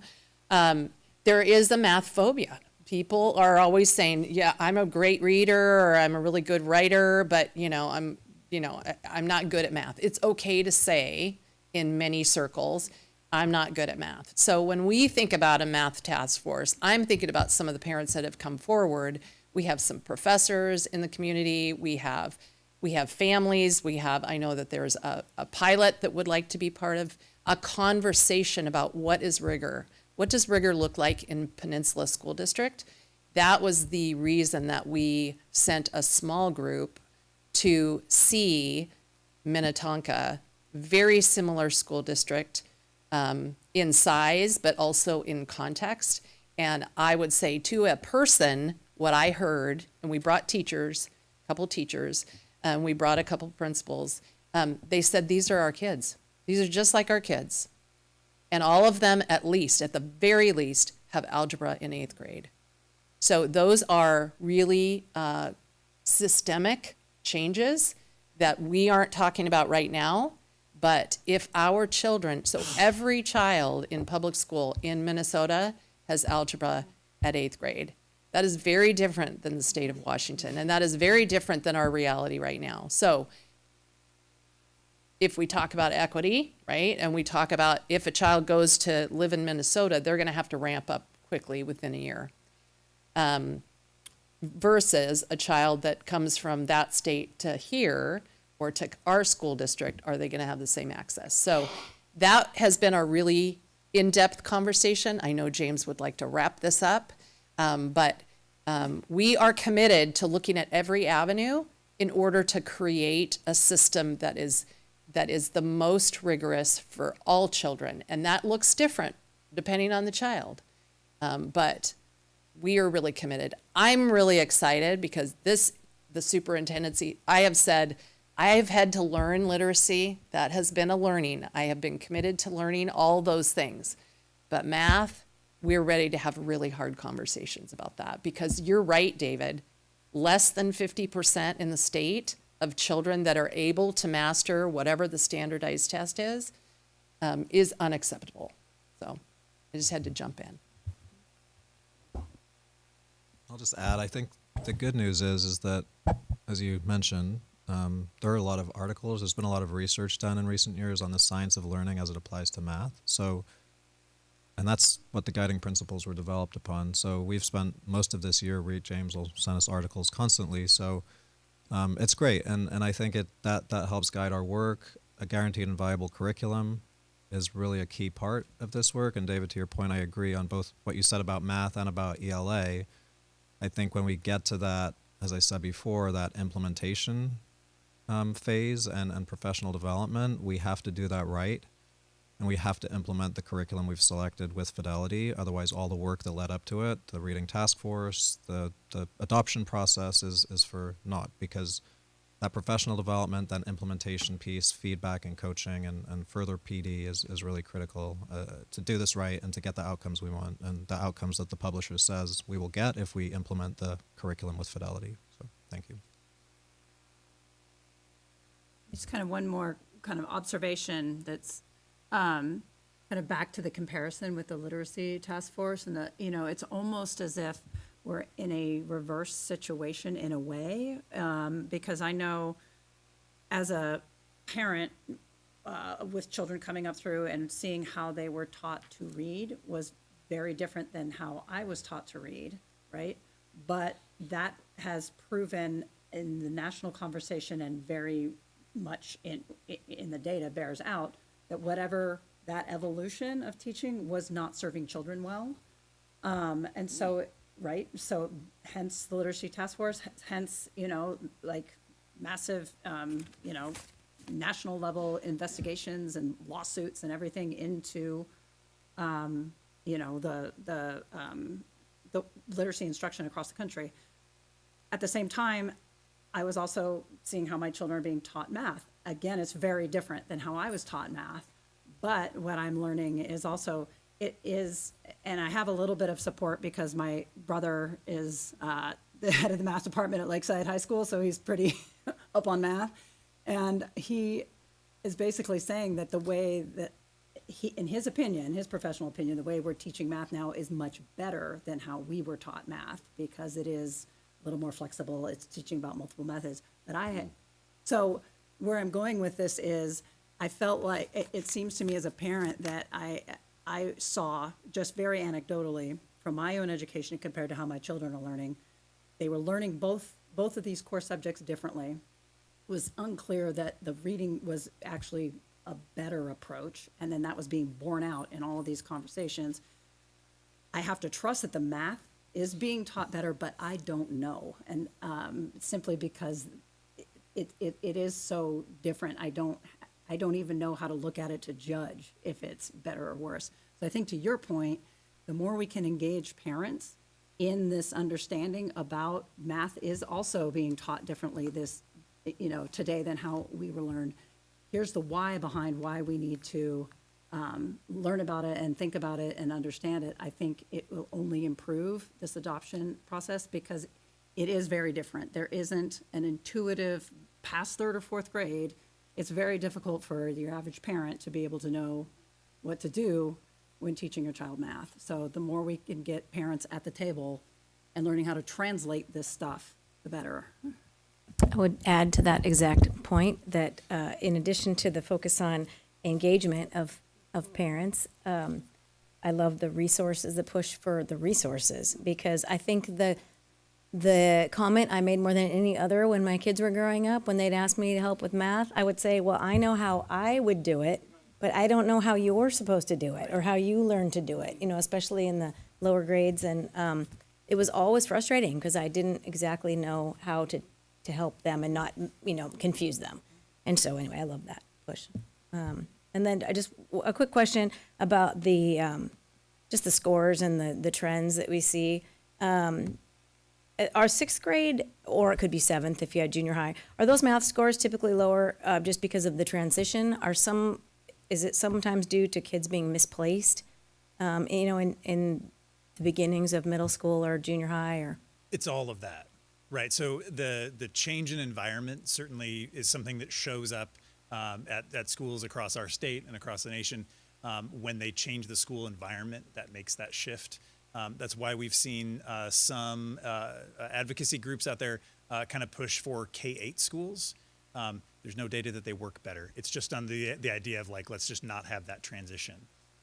So that transition, whether it's about placement or just about the whole everything changing, adolescence and all of that, there's definitely that challenge right at that point when kids are moving between schools.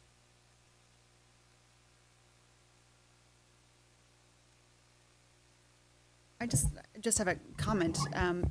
It's feeling particularly relevant this year as we've seen kind of what a slog it is with our legislature to really focus on academic outcomes for students. I mean, even just in our last WASDA meeting, just trying to get a priority written for mathematics, and it was voted down. I mean, it's really eye-opening to me. So, Preston, I just wanted to give you some kudos for saying we're going to do it anyway and figuring out ways to do it outside of a system that truly is not supportive. So if that means going to Minnesota to see who's doing it well and replicating that here, you've done an excellent job of that with literacy and your team and what you've created there. And I see that beginning of that happening for math. It's something that's a point of pride, I think, for this board, that we are moving ahead with academic achievement and focusing on that.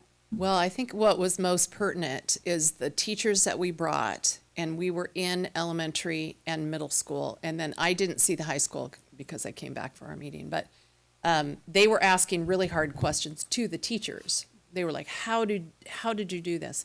What was really interesting too, I think is important to note, we were in an elementary school that was a Chinese and a Spanish immersion. So the students were only taught in Chinese from kindergarten on, and then they were also being taught mathematics in Chinese, and these were kindergartners and first graders. These are public schools just like ours. It was just absolutely fascinating. I think what was also important is that we brought 2 elementary school principals and a middle school principal. And they were able to talk with the administrators, to be able to be in that, to ask all the questions. And they had a lot of they had legislative demand.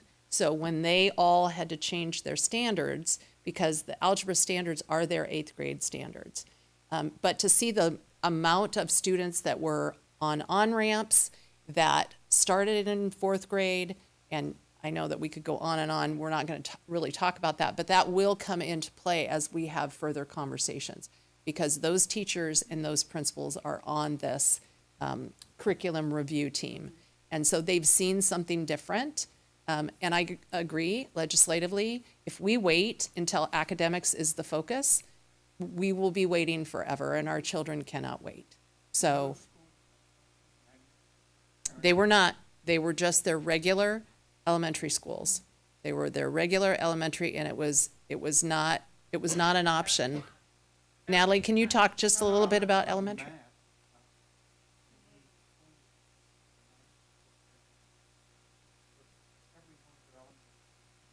No, so families could decide if they wanted the dual language program, and so using Chinese as the example, so they would have reading instruction in the English language. They'd have some reading instruction in Chinese. At that school, they were doing all of their math instruction was in Chinese, and then their kind of science and social studies, other content areas would be a mix. So the idea would be about half and half on each. But within any given subject, it was generally just that one language.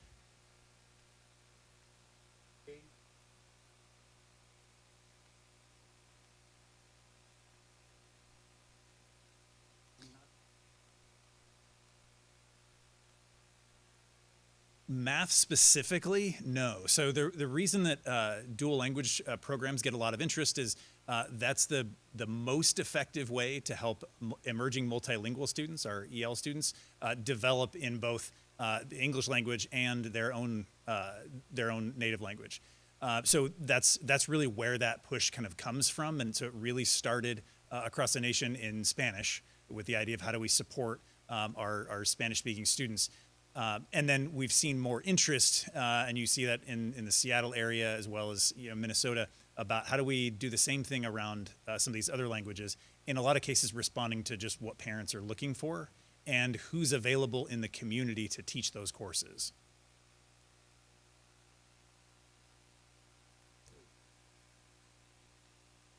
The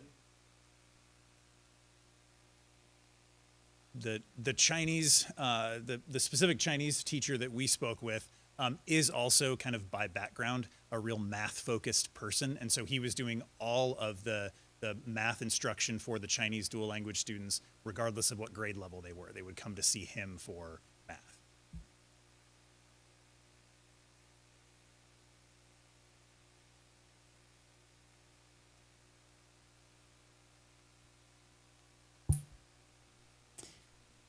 Okay, that wraps up our reports for the evening. Item 6 are, this is our community comments on agenda items. As you know, we offer 2 distinct periods for comment. The first will be for those wishing to speak on items on the agenda. This is to speak to items that we are taking action on this evening.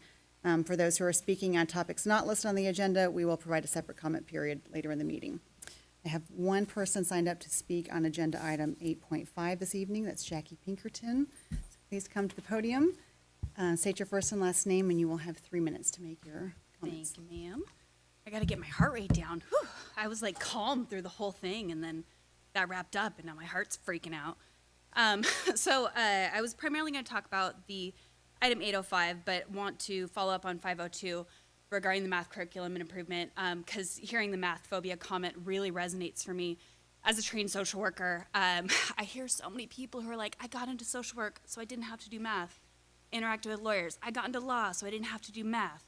I work with providers, 6,000 providers across the state who offer Medicaid long-term care support services to vulnerable adults in the community, and they can't manage their business because they don't know how to do math. So I want to emphasize it's not just students going into STEM, science, technology, engineering, and math careers who need to know math. They need to know math to run a small business, and it just like, so that's just a positive affirmation that like, yes, let's do that in a lot of different ways. So coming back down to item 805, which was the student emotional climate policy and item. I'm hoping that when you guys get an opportunity to get to those items later in the agenda, that we will hear more discussion from you about how you see these policies being implemented. What do the actions look like for these policies? 3112 says that the superintendent will work with schools to be responsive to the varied needs, but what does that look like for the spaces in between our schools? What does that look like at our sporting events? What does that look like on our online web presence when our district posts content that engages the community? What does it mean in these meetings when our community members and our families and our students are speaking about their experiences and their accomplishments?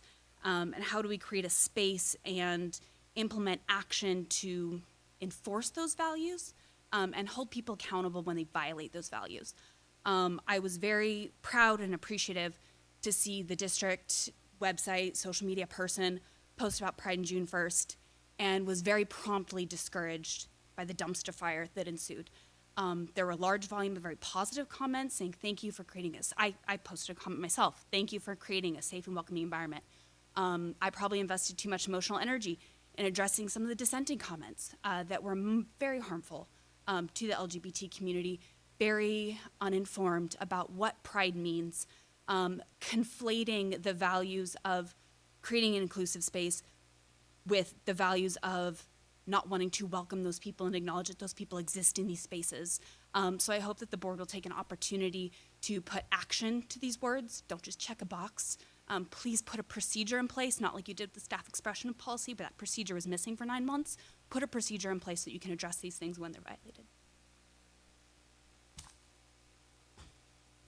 Okay, thank you. And that concludes community comments on agenda items.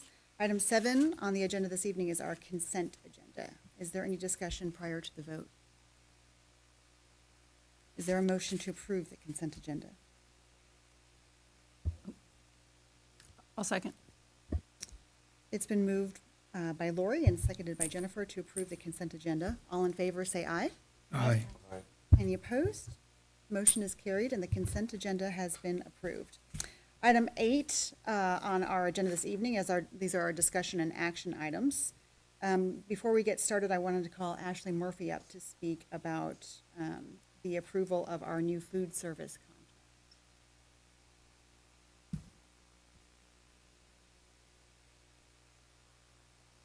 I know, sorry.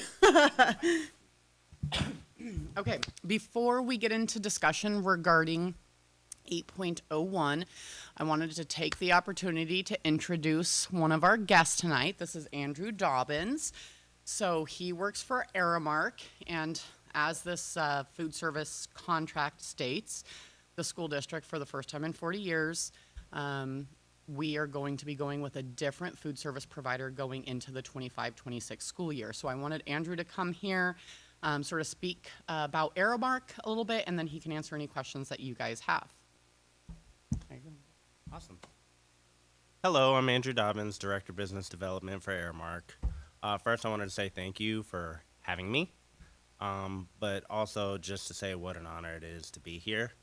I know how important a decision like this is, just from a financial perspective, but also who it impacts, and also the relationship you guys have, and being respectful to that. What I will say is I'm super excited to get started. I mean, Ashley and I have been talking since August. We've got to, taste food, go over some exciting opportunities, and then most importantly, I think the biggest highlight we have is to engage students as well as the community. So after that, I'll open up for any questions. I got one. So like I said, what will students and staff that take advantage of your services, what's the number one thing they're going to see different from our predecessor? So I think the first thing to frame this as is how do we approach engagement? Because, I mean, in fair competition, we all say we engage students, staff, families. We actually take that to heart. We actively seek feedback. One of the main premises is how we build our menus. So we start with student insights on what do students typically enjoy at each age level. And then we apply that regionally, like, okay, specifically to Gig Harbor, what are the students eating? Let's ask the students. Then we layer that in with the families. Hey, what would you like to see your children eating? And then we add an extra layer to the principals and staff of, hey, what are some things you would like to see your food service company work with you on, and what are some additions you'd like to see added to the menu? And one of the things we've done specific to Gig Harbor is to create a menu building event for the community. A follow-up question. Engagement, talking to the kids is okay, but you want them to eat the food. With the new regulations coming out of HHS, what kind of changes are you going to make to your menu items to adhere to new, healthier standards? Oh, absolutely. So when it comes to, smart snack compliance and whatnot, we actually stay ahead of those new guidelines. One of the things that Ashley and I communicated earlier in the year was what are the changes coming over the next school year up to the next 5 school years in terms of, USDA requirements, and how we stay compliant, and also how we make sure you guys are compliant. So for us, you would expect to see all our menu items stay the same in terms of being innovative and inviting to students, but also to make sure that they're always compliant, and we would communicate any changes ahead of time. And so in layman's terms, what Andrew is stating is that they're already compliant because they knew that those guidelines were coming down the pike and that they were changing. And so what they've done is already reformulated their recipes to ensure compliance. And so, for example, when we were having a tasting event to see, okay, what are our students going to be eating? Those recipes were already created with your reduced salts, reduced fats, all of those compliance aspects that we know are coming down. They've already taken that into account when it comes to their seasoning blends and everything. So they're already compliant now, even if the compliance time frame has not started. Thank you. Yeah, no problem. So this question, well, it's not really a question, this explanation request is both for Andrew and for Ashley. When we were putting together our RFP, we were pretty clear, there are some of us that really wanted to look at blue zones, look at scratch food, whole foods. This generation of parents have really high expectations. We have a lot of bento boxes in the elementary. Families are, making their little bento boxes, and it's all over whatever people are looking at. And so there is a high expectation for really high quality food. Can you talk a little bit about, because you were the winner of that, and we were really clear about that. Can you talk a little bit about that? And Ashley, you can fill in. I mean, either of you can talk about this. Can I start and then Yes. Andrew can fill in? Okay, Yep. so because it really starts with how the RFP, the request for proposals, was drafted. Okay, so Preston talked to the team and said, hey, hyper-local focus on fresh fruits and vegetables from our community. Yes, blue zones, how do we ensure that we're being responsive to, recycling needs, to composting, to not utilizing styrofoam, plates, plastic utensils, all of those pieces. So as we started to build out what the RFP was going to look like, those pieces were taken into context because we wanted to ensure that whatever vendor we were going to do business with, and we received 6 responsive bids, that they really understood what we wanted for our district, for our community, for our children. And what we did not want was just the lowest responsive bidder. And so in order to ensure that we didn't have to go the route of lowest responsive bidder, we ensured that we created an RFP that would meet the needs of our students, our community, and our staff. And we did so extremely intentionally. So we built out those components within the RFP. A food service contract RFP in this state is dictated by OSPI, as in they create the template. School districts have to utilize that template. That is your minimum standard. So a district can just sort of take it face value and run with it. What you're going to get from that is the individual that can provide you the least costly meal, and that is what you're getting. So we took it a few steps further and said, we want this quality of food. So instead of having a responsive bidder turn around and create the menu and say, hey, for $4.32 a meal, this is the menu you're going to receive. We created the menu. And we said, this is what we want to see. We want to see ramen bowls. We want to see bento type boxes. And we created that menu. And then what we did is we had the bidders go through and bid on what would the cost be in order to get us this? Because we wanted a higher quality, higher caliber meal for our students. And so then from there, Andrew took the RFP and did. I can say we really customized our 21-day cycle menu for you guys, with the addendum of, hey, the sky's the limit for what you want to provide your students, because the understanding was that it wasn't just to match the students' taste, but it was to elevate, because students who are nourished obviously perform better academically and socially, but we wanted to make sure we matched the culture and aspect of Gig Harbor. I think from when I looked at you guys' original menus, it was a lot of kind of made to order tacos and then pizza and then, some variation of a chicken sandwich and a burger. Whereas we're incorporating, things like more made to order options, as well as, a further leaning into like the Asian cuisines, because that was a big high point discussion we had. So it's just making sure that everything we do is custom tailored, and as outlined in the RFP is any menu change we implement or even serve has to be approved by you guys anyways.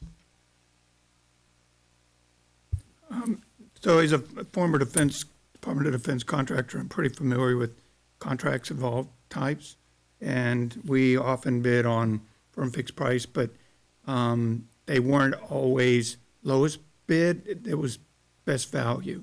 I know Washington State, at least around school construction, is lowest bid, unfortunately, but, and don't take this the wrong way. So if we had 6 and you structured your RFP to win, did you still have to do the OSPI requirement, come in as the least expensive bidder, or were you best value? It's different when it comes to food service No, RFPs. I hope that didn't come out wrong. Oh, But no, it's fine. I was like, I don't know the answer He wouldn't to know that that. question. Okay. Yeah, so, because ultimately we reviewed the full RFP and rated it. So the cost portion of it, we created a rating metric, and through that, we put cost as 25%. And then we cycled through all the rest of our priorities, your hyperlocal purchasing, the blue zones, the recycling components. We go through and we list all those out and give those percentages as well. So you can turn around and have a vendor that's higher cost, but they hit all of the other 75% worth of components, and that then throws enough weight into them being the most responsive bidder and not necessarily lowest cost bidder, but they're getting to the total package of what it is we wanted. I worked with OSPI, Donata worked with OSPI, she's back there, in order to ensure that we were doing it in a way that was still allowable, but allowed us to have voice in what we want our students to have, and wasn't just going through the process of checking the box and saying, yep, we've done another RFP. So Ashley, can you touch on how this is going to impact cost for families? So that's a really great question. So there's something called a paid lunch equity tool. It's a federal government tool that gets released every year around April timeframe, and school districts have to utilize that in order to set their upcoming meal price for the coming year, because you have to have a price equal to what the feds state that the meal price should be when you're participating in the National School Lunch Program. This is going to be shocking, okay? The feds haven't released the tool because they don't know what the cost should be yet, because they haven't finalized Department of Education budgets.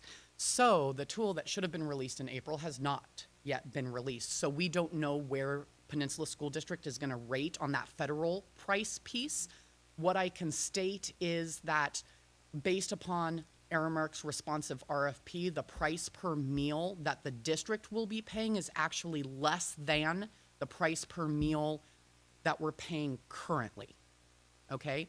Now, that doesn't equate dollar for dollar, because again, when you're participating in the National School Lunch Program, you have to hit the minimum of what the feds state that you need to be at. Unfortunately, since that tool hasn't been released yet, we don't know how we rate against the federal rate yet. We're hoping that comes down somewhat soon, because normally you see me put that price before the board in July, and we still don't have the tool in order to calculate it. So the total cost for Peninsula School District will be less. But what it looks like from a parent perspective as the what the price is dependent upon what the feds come down and state the federal meal price is going to be. So sort of a half answer, I guess. Yep. And that will then tie into something that we can talk about later. A couple, they're not really related, so let's go with one. I know we've heard from students some concerns about portion sizes in the past. Is that something that we're addressing, and really how do you get to that? And then the other question is about staffing. So who will be working in our lunchrooms under this new contract? Yeah, I wanna take that. Okay, so from the management perspective, you know, we have proposed candidates already inside the our proposal for leadership, but in terms of the employees that are already working for the district, or i.e. Sodexo, they're going to transfer to us if they want to keep their job, unless they wish to part ways. But we already have a staffing event in line to make sure that there's no interruptions in service and to make sure all students are able to eat. In terms of portion size, I know we have to remain compliant in terms of NSLP requirements, but I don't think there's anything against someone returning back to purchase another lunch.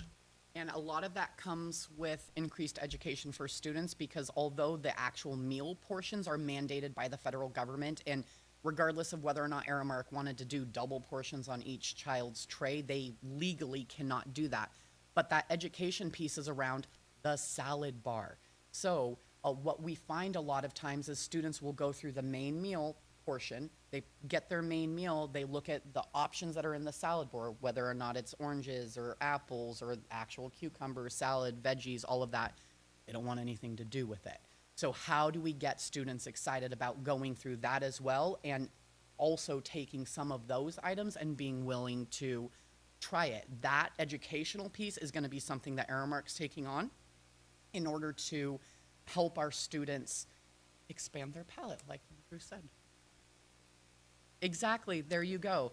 And so the staffing piece, though, is key. Our food service staff, regardless of whether or not they were employed with Sodexo or not, like, they are our food service staff. They are an integral part of the operations of this district. Yes, the district has made, you know, a decision, or we're proposing a decision to go with a new food service vendor going into next year, but we adore our staff. We want to keep them. It's just in this type of a contractual relationship, they're currently employed by Sodexo. They'll have an opportunity to jump over to Aramark if they so choose to do so. Of course, we can't force their hand, but the team is coming down here to do like a 2-day HR hiring type event, fast track them through, get them hired on with Aramark, and then no disruption of service come either summer school or start of school year. Okay, perfect, awesome, thank you. Okay. Thank you.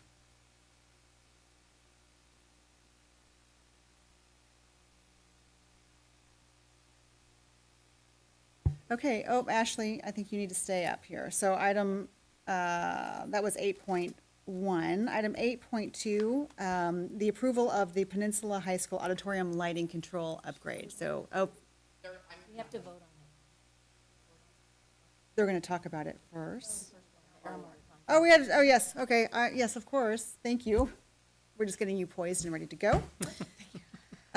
So, back to item 8.1. Is there any discussion on the approval of the Aramark Food Service contract? Is there a motion to approve the Aramark Food Service contract? So moved. Second. It's been moved by David and seconded by Jennifer to approve the Aramark Food Service contract. All in favor, say aye. Aye. Any opposed? Motion is carried, and the new contract has been approved. Okay, now we're on to item 8.2, the approval of the Peninsula High School Auditorium Lighting Control Upgrade. Yeah, so we just wanted to kind of follow up from the last meeting. We were asked to kind of go over what that project was. And that was that power and dimming control replacement panel that was really old. And we showed some picture. Oh, there it is. Thank you. Kelsey got it up there, of course. Thanks. The old one, and then what the new, that's actually the model that we bid out. We went out for bid a few weeks ago. We got those bids back last week. And the results, we got one bid in, which was what presenting to the night. And then that also has a CTE part of it, so there's funding that's coming from levy dollars and CTE, so I'll let Kelsey. Yeah, so as part of our inventory for CTE and our approval process that we're putting into place, this was something that we know has come up. As our investment for students, as we talked about last time, it's about a $150,000 project that will have CTE funding and levy dollars tied to it. But that is inclusive of the lights, electrical, the panel, as well as a very nice community use panel that will come along with it so that we can give more access to our community in those areas. So overarching, it's going to not only upgrade what we've got in there for safety, but also for that industry experience. We, as I shared previously, are expanding our theater CTE programs to be inclusive of not just acting in the technical theater, but now lights and sound specifically, and then tools and construction, so that our students are getting those hands-on real-life industry experiences on equipment that will be usable when they leave our system and go out into the workforce. So we're super excited about what that potential has for our students that are going to be involved in that program. Just really, to be clear, so the lighting package would come at a later date for approval? This will include some of the basics of it, but primarily then we'll also be looking at additional lighting to enhance at a later time. Just want to be clear, that way if you see a lighting package come later, there might be more. So Bellevue Lighting, what are they doing for us? Just the panel? Well, they're doing the panel, so they've got an electrician they're hiring that's going to do the install of it, the electrical. They have to run wires from the panel back to the control room where there's another board where the multiverse. Thanks, like I'm learning on the fly. You're doing so good. All those pieces, so that includes that board, all the wiring for that goes over through the auditorium. And there's a few other pieces that if we had it all here and we talked about it, I'd understand it, but I don't remember. The piece that's also really important for this is professional development for our staff and our students that is included in this, so that we can really create that sustainable learning and then transfer of those skills, so that it's not just one person who has all the source knowledge, so that we can really have a program and a lighting board and a accessibility for students, community, and staff that are using that space. So that's another piece that comes along with this. So it's pretty much everything but the entire just lights. And oftentimes in contracting, there's a minimum of 3 bids to have to compare. Is there no state requirement? Single bids allowable? Yeah, so we went through the bid process. We used Small Works roster, so we did everything per state requirements to do that bid. And when we did that, we just received 1 bid. So we've even seen that on like Pioneer. When we bid that, we got 1 bid. And one of the other things I have, this is one of the senior moments I forgot I was going to say about the panel. I lost it. It's going to be really a lot. There's another benefit of it, and I forgot what I was going to say on it. Oh, part of this is not only it's going to be bringing in the industry, but it's also going to reduce our production costs that we were seeing in the facility. So when we did kind of a review of what was happening in there, we saw that at Peninsula, the rental costs were about equal to what the ticket sales were. And so we know that investing in this is also going to be able to be more fiscally responsible in what we're using, what we're investing in those productions.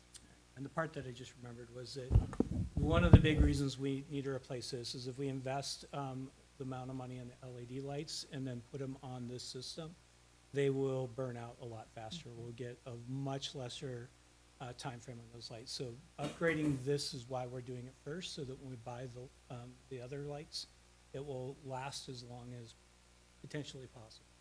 And not. So is this just lighting? Will it help at all the audio problems that we're having there? We are not this is not a part of audio. Okay. This is only lighting for the Peninsula Auditorium. Yeah.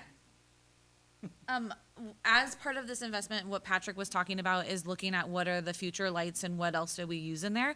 And we want to be able to invest in the longevity of equipment and that replacement cycle. So this will allow us to make sure that we're using all of those items that we continue to invest in to the highest or longest length possible, which would be mobile or be able to be transferred to other facilities as needed.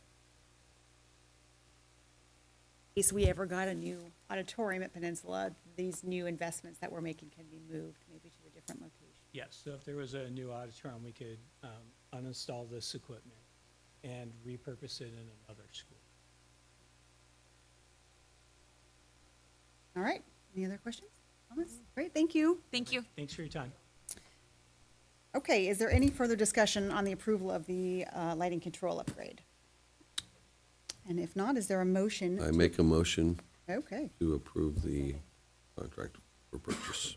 move us right along. It's been moved by Chuck and seconded by Lori to approve the Peninsula High School Auditorium lighting control upgrade. All in favor, say aye. Any opposed?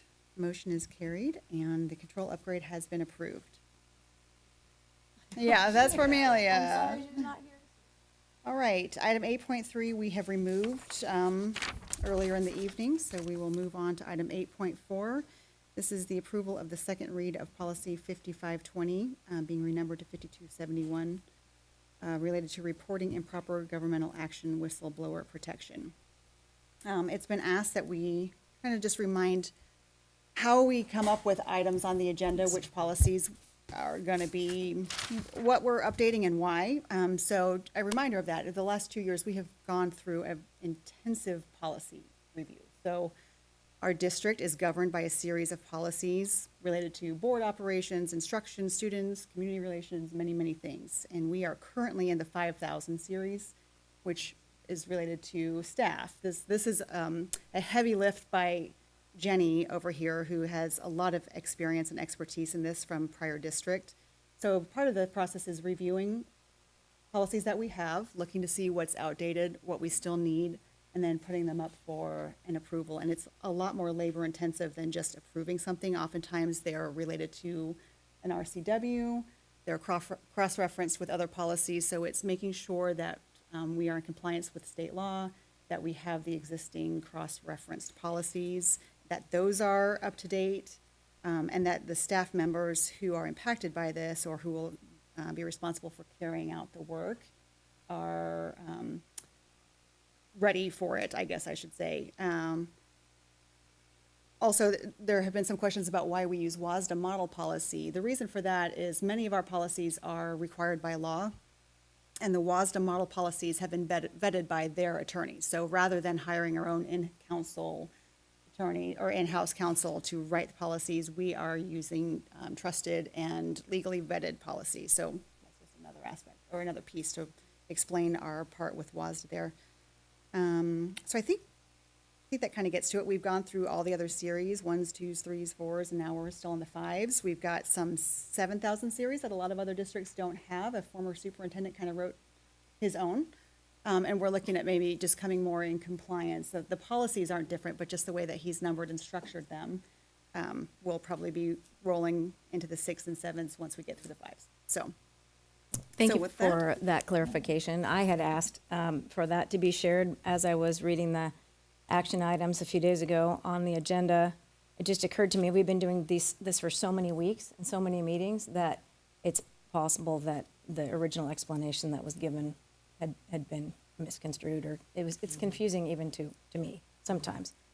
So I appreciate the I've been in the 5s all year. It's a lot of work. Is it okay So- for me to just add one more thing? Sure. I've said before many times that WASDA is an advisory group that we can lean in on for model policies, but if the school board wanted to create our own policy from scratch, we can do that. Some school boards in the state do that. It's just a lot more labor intensive, but we can take a model policy and then change it to make it fit the Peninsula School District or the community that we live in. So it's instead of reinventing the wheel. So I just want to remind people of that as well. Yeah, so the mandatory policies aren't WASDA mandatory. They are mandatory to have a policy that addresses it. The WASDA piece is just that it's been legally vetted. Okay. So we have a second reading. This means it's an approval of a policy of policy 5520. It's being renumbered to 5271, and this is related to the reporting of improper governmental action. Is there any discussion prior to the approval of this policy? Is there a motion to approve the second read of policy 5520, renumbering it to 5271, reporting improper governmental action, whistleblower protection? I'll move to approve 5520 to 5271. Is there a second? Well, yeah, I think you got the last one. I'll give it to Chuck. Okay, it's been moved by Jennifer and seconded by Chuck to approve the second read of policy 5271, being renumbered from 5520, reporting improper governmental action, whistleblower protections. All in favor say aye. Aye. Any opposed? Motion is carried, and the second read of policy 5271 is approved. Item 8.5 is the approval of the second read for adoption of policy 3112 related to social emotional climate. There's some discussion prior to the adoption or the approval of this policy. Yeah, I wanted to bring up on this one because it's really quite short, policy-wise, but when it calls for the procedure to be developed, that's pretty extensive.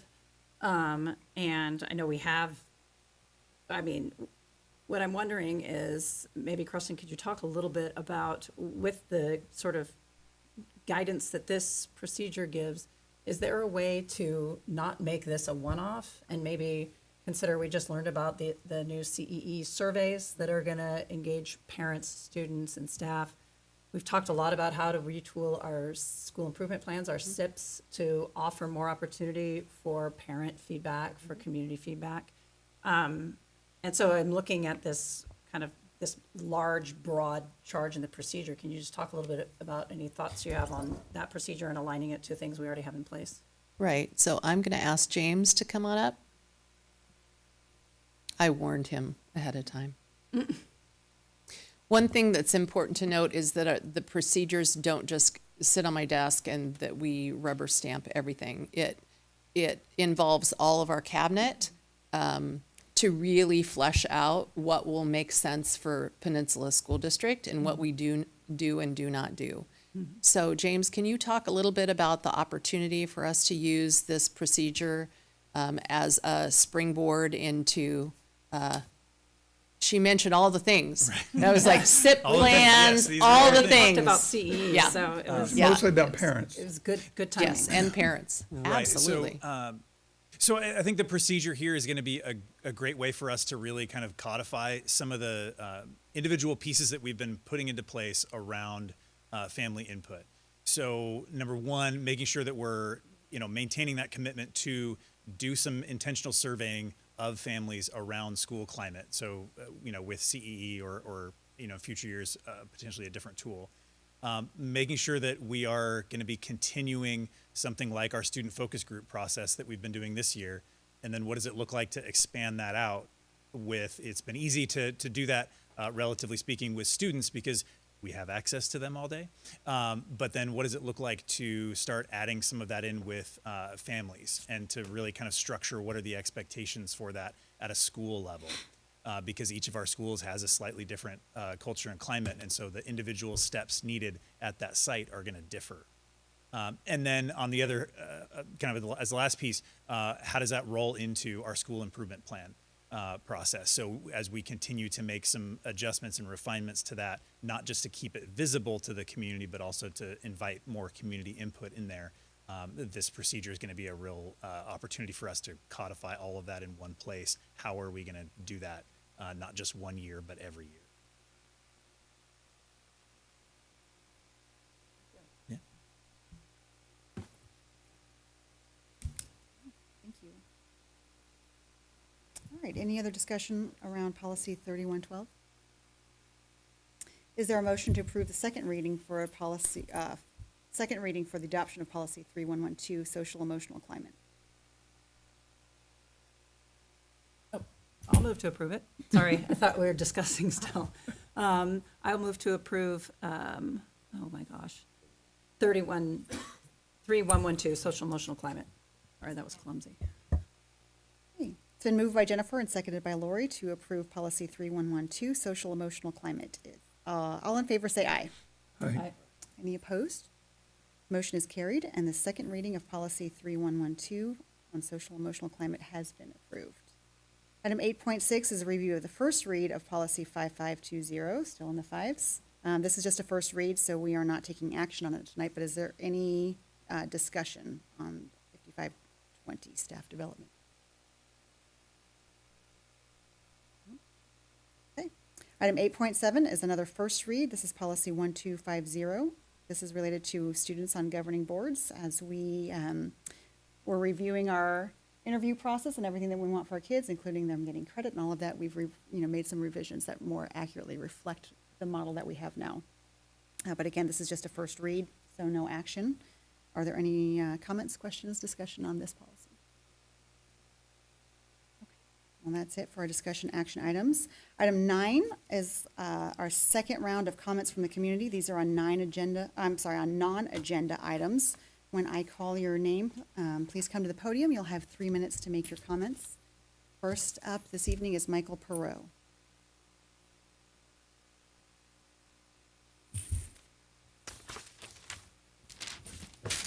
Good evening. Michael Perot with Gig Harbor Peninsula Youth Sports Coalition.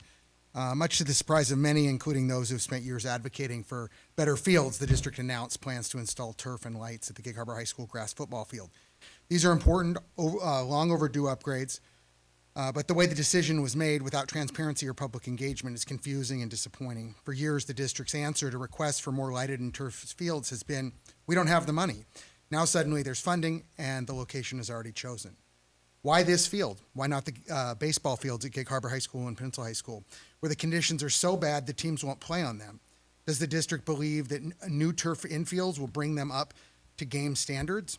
Why not more turf at Peninsula High School, which has only one turf field, the shared district facility, limiting the use of it by Peninsula High School? What about the lights? What about putting lights at Harbor Ridge Middle School at the existing turf field, or upgrades to Peninsula High School's upper grass field near the district office, or middle school fields? What's the cost of each of these options? Why is the school that has far more turf getting even more turf? Where's the analysis? If options were considered, why hasn't that been shared? And where's the public engagement? This is yet another example of the district resisting meaningful public involvement, whether it's fields, curriculum, or even how the board meetings operate, like agendas not being released until a day or two before meetings, or requiring those making public comments to sign in person before the meeting to be able to make comments, often hours later. After all the action items. It feels as if the district's approach is more about checking boxes than real transparency and meaningful public engagement. It really comes across as arrogant. Staff-led so-called citizens advisory committees, a policy that was before the board just this last October, are mostly made up of district employees who meet without public notice, behind closed doors, and spend time listening to administrators rather than getting real input from the select few citizens who are on those committees. They're ineffective. The decisions made this way, regardless of their intent, erode trust. An open public process leads to better decisions and a stronger public support. PenMet Parks and the City of Gig Harbor embrace public input, and their projects and the community are far better for it. The Peninsula School District should learn from their endless examples.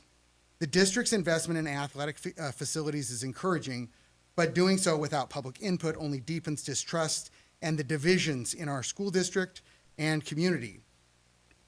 Instead, embrace transparency and meaningful engagement. It leads to better outcomes for everyone. Thanks for your service. Thank you. Next, we have Jackie Pinkerton. Are you speaking again, or? Okay. I think I may have missed my stating my name last time because I was so flustered. So Jackie Pinkerton. This is my third board meeting, and as I mentioned previously, I'm still getting oriented to the bureaucracy of the school district. Again, familiar with bureaucracy at state and city government operations. I appreciate you re-explaining your relationship with WASDA and why you tend to adopt, I don't want to like rubber stamp, but accept because it's already gone through this other vetting. For parents who are new to engaging in these meetings or new to the district or new to whatever, it may seem mundane, but I want to encourage ongoing continuous improvement in that transparency and explaining that context. There are executive sessions that happen before the meetings start that I expect some of these conversations happen. You guys attend a lot of community events together that I expect, hey, this thing that's on the thing, let's talk about it. And so I don't know if that's why we're missing the opportunities to hear some of your thought processes in this environment. I hope that you will commit to continuously improve on some of the concerns that were stated tonight and have been stated in the last 2 meetings that I've attended, again, around transparency, and recognizing that we can do better, and in the difference between intent versus impact. I want to go to the CEE survey. I thought it was interesting. The only question that was highlighted was related to the disconnect between staff perception about being a safe place for kids, or that kids find that there's a caring adult in their school, contrasted to how the students and the parents feel about that. And I do think about the why. Why is that? Why is there this disconnect? Is it intent? Is it the teachers want to be that safe, caring space? Is there something holding them back, either because of their own individual performance, personality, whatever?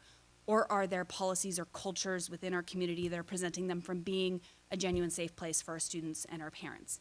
I think about an example where I've heard from teachers at both high school and elementaries that teachers were asked not to share their own personal preferred pronouns, mine are she, her.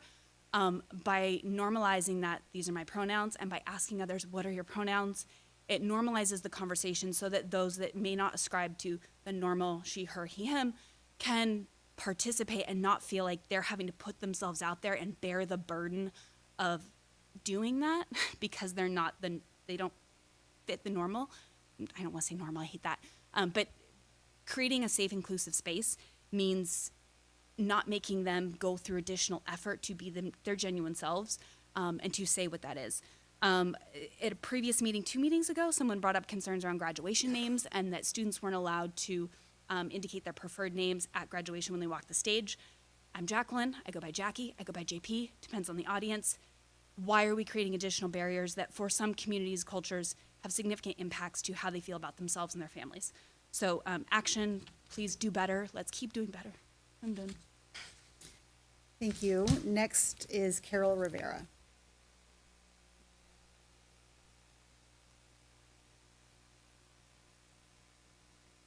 Carol Rivera, Peninsula Education Association President. I have a few different things and hopefully they will connect. The first thing I just wanted to reference was I appreciated the district's approach to nutrition for our students, and the bigger picture about holistic well-being, not just for students but staff, and that goes into all of the different areas of wellness. And I think that starting with our grant, and now that the district has their wellness committee and we have some things in place, look forward to kind of making progress in those areas. The second thing I just wanted to say is this tends to be a bittersweet time of year for us educators, because we have students that we have been nurturing and caring for, and we're very excited for them, but also know that they will be leaving us and carrying on with new things, whether it's from elementary to middle to high school, and from high school, just celebrating all the different ways that students are moving on with their career, their trade, the military, college, and other things. So let's just keep track of the different ways that students can be successful. The reason I also bring that up is there was discussion about testing and graduation and SBA, and I just wanted to, my son was the class of 2020. So we are very excited to be going to his high school or his college graduation and actually have a ceremony for him. So with that though, I also just wanted to say that he was able to graduate with 2 separate degrees because of the opportunities that Peninsula School District provided him.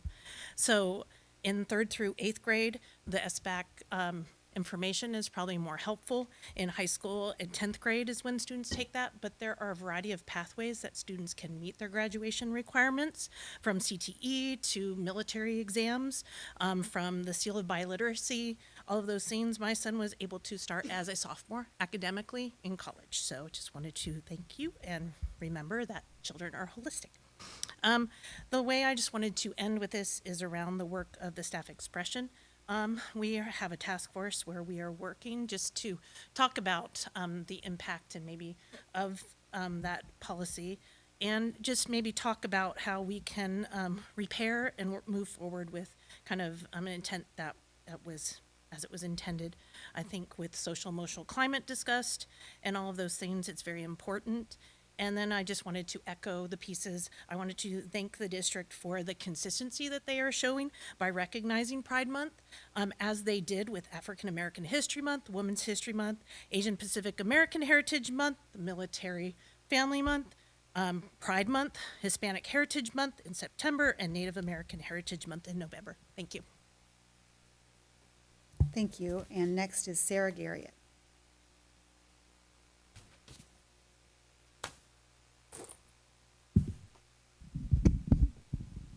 Good evening, members of the board. My name is Sarah Garriott. First, I want to thank you all for a great school year. Our youngest son really enjoyed his 8th grade courses at Kopachek this last year in PE, and especially shop and manufacturing. As you know, he is a hybrid student, and I homeschool his academics primarily because of the reasons that were mentioned here tonight. We saw our older 2 students and went through some classes here at the Peninsula. My daughter graduated from Peninsula High School District. And our oldest son is still at Bates Technical, right, this year as a senior. So we just chose to homeschool his academics specifically because of the rigor. And I love that you're saying raise the rigor and students will rise. Absolutely, 100%, I'm behind you all the way. And as for food service, go check out Vashon Island. Okay. In 1922, Oregon passed the Compulsory Education Act aimed at eliminating private religious or homeschool education. It sought to compel all parents to enroll their children in public government schools and assimilate religious parents into a public education system, stripping parents of their right to choose the best education for their children. Fun fact, the Ku Klux Klan supported that act. Thankfully, 100 years ago this month, in 1925, the Society of Sisters brought suit, and in a landmark, unanimous decision, Pierce versus Society of Sisters, the United States Supreme Court ruled that, quote, a child is not a mere creature of the state, end quote, thus striking down the Compulsory Education Act and restoring parental rights in directing the upbringing and education of their children. The U.S. Supreme Court reminded the state that it should never believe it owns a nation's children, and that such an act, as the Compulsory Education Act, did violate the liberty of parents to choose what was best for their children.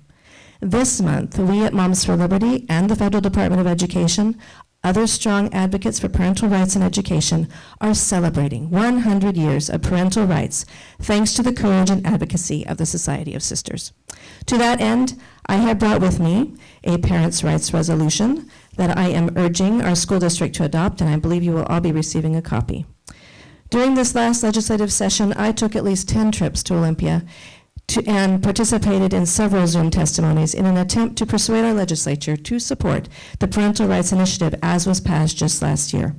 Sadly, taking a sledgehammer to democracy, our senator locally and our entire Democratic Party in Olympia overturned the Parents' Rights Law as passed just last year. To add insult to injury, they added an emergency clause such that the new law cannot be brought to a vote of the people. They knew the people would not vote in favor of the changes, therefore they disallowed a vote and silenced Washington parents and citizens. I'm out of time, but schools should not be keeping secrets from parents, knowingly encouraging other ideologies. I urge you to pass the Parents' Rights Resolution. If there ever was a time to stand up to the state to defend these, it is now. Thank you. Thank you. And that concludes public comment for the evening. Takes us to item 10 on our agenda, which is Superintendent. All right, this is a busy time of year. I'm going to start off with, so OSPI announced the need to delay or defer a portion of the apportionment payments to July to hit the state's next biennium budget, which begins this July. Ashley, would you like to come up and explain that? You and I have had some conversations today. Mm-hmm. It's the long walk up. Okay, so for individuals that have heard my other presentations in prior years, I always hint at the fact that the state will give out IOUs instead of payment sometimes. Normally, especially over the last 2 decades, it's normally around transportation funding. They'll turn around and defer your transportation allocation into their next biennium. That helps them balance their current budget. Well, what was really interesting today is I'm sitting there having a conversation with Creston, and into my email pops an IOU from the state, as in they owe us our apportionment payment for June, but they're $80 million short on making the payments to school districts across Washington state. So we won't be getting our full payment. What portion of our payment we're going to receive, we don't know, because they don't know yet either.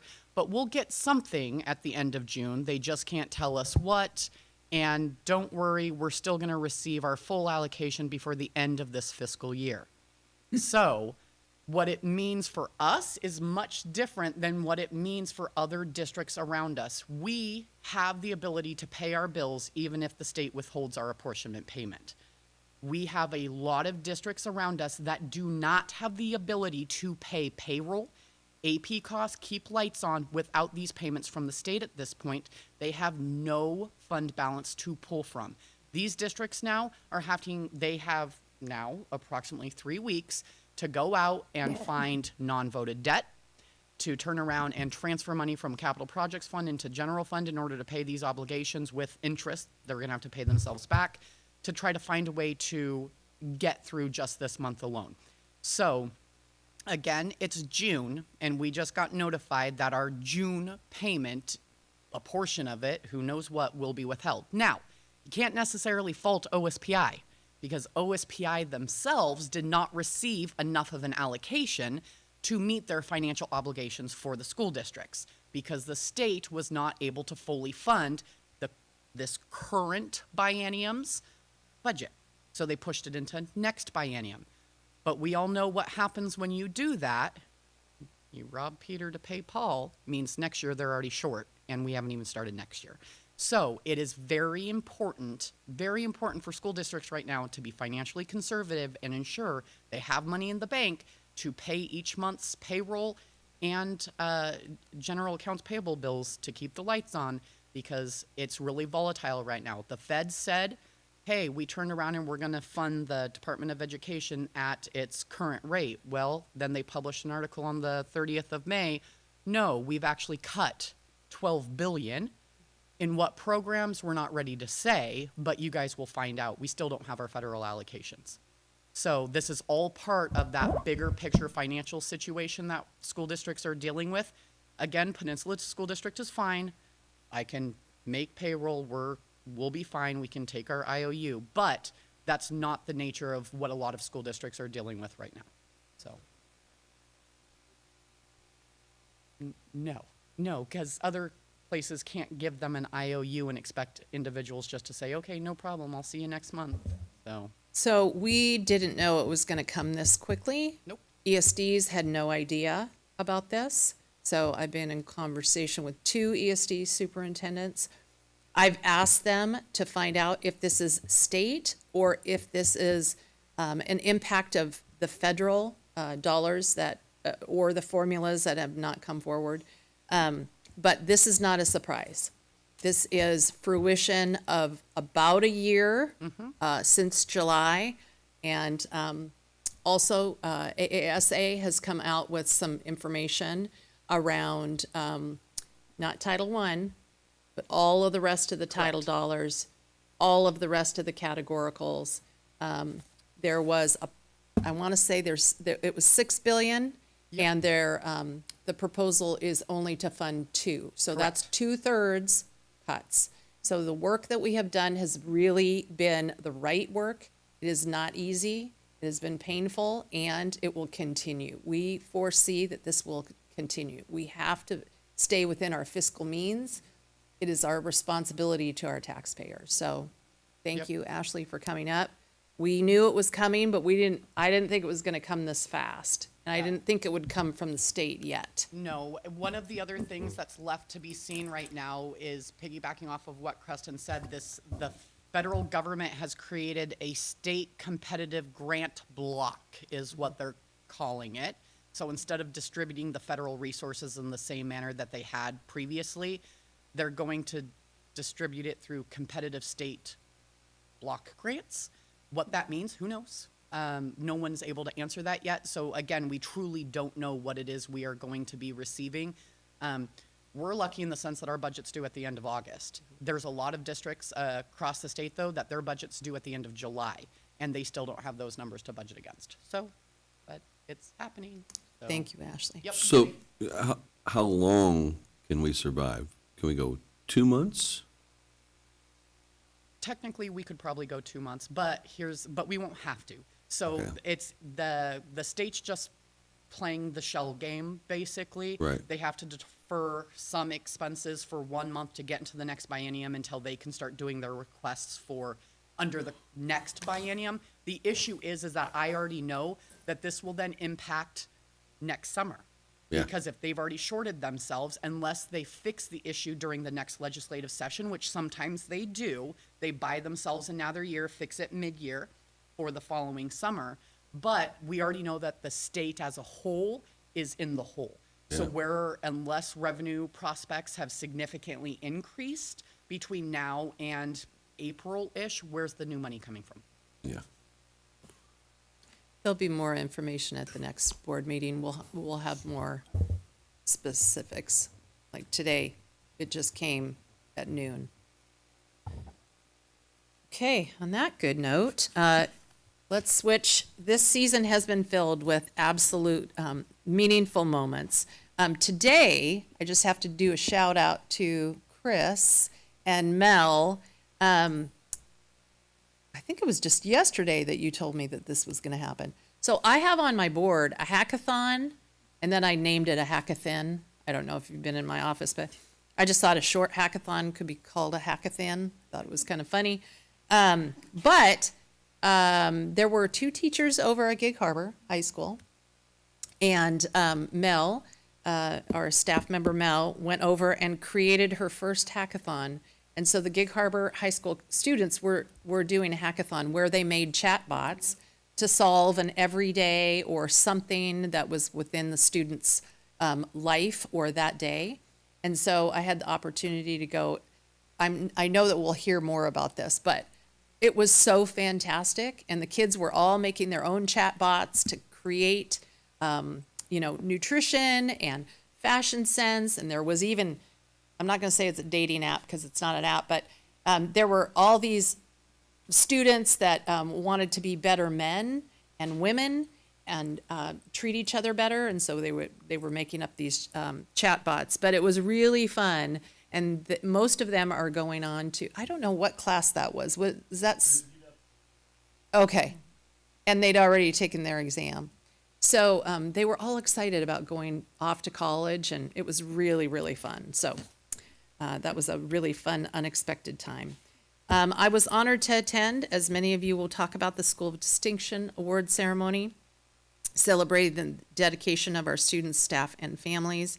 Also, the Kinder Spring Fling, which was so fun at Artendale. It was really, I think there were 35 families, and all the kindergartners went to the back. So I had the opportunity to go back and see the kids there were a couple that didn't want to go, and they had lots of tears, and the parents were right there. So I said, ooh, they're going to have to work on that this summer because you can't go to school with your child. But the rest of the parents, just their anticipation and the little trepidation, and so it was really, really fun. It just reminded me of that starting, a lot of kids, that's their first taste of school, and the kids were having a ball. Scholarship awards ceremony were a powerful highlight. We had over 300 high school students receiving scholarships. Thank you to the incredible support of our community.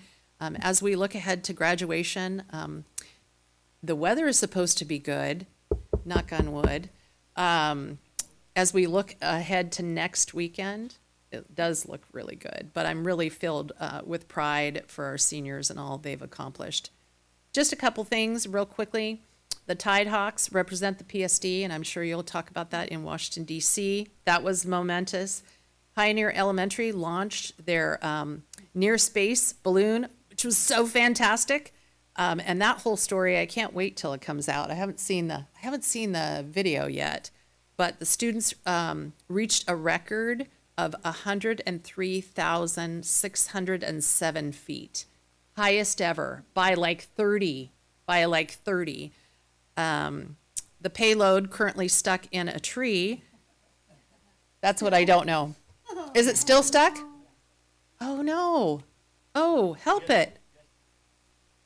Last time it wasn't on a. Oh, well, I mean, it's out in the middle of nowhere up near the enchantments. So it will be recovered for data analysis, potentially. Help. We need help. 21 students earn the Seal of Biliteracy. 4 elementary schools earn state recognition, celebrating their growth and success in academic achievement. That is the top 16% of the school districts in the state of Washington.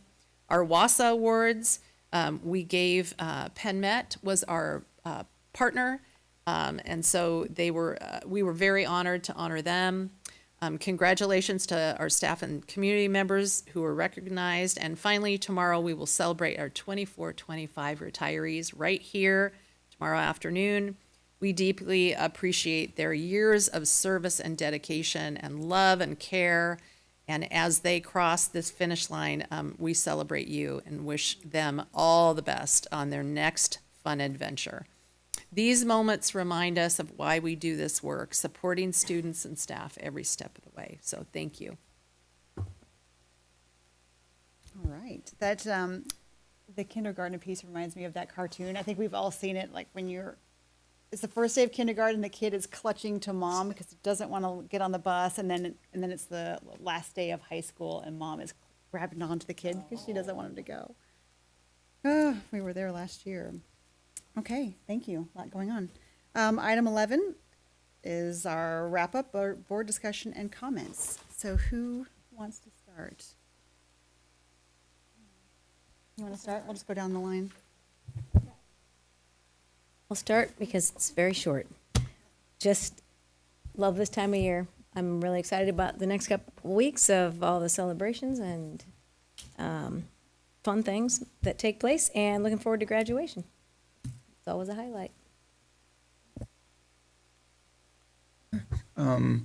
As a chair of the Students of Distinction, as a board member of the Greater Gig Harbor Foundation, I just want to thank the members of the board that attended the Students of Distinction Award dinner 2 weeks ago at Ocean 5, and the members of our staff that took the time out of their evening to attend that ceremony. It's always a great event to honor our amazing students in the 7 different categories.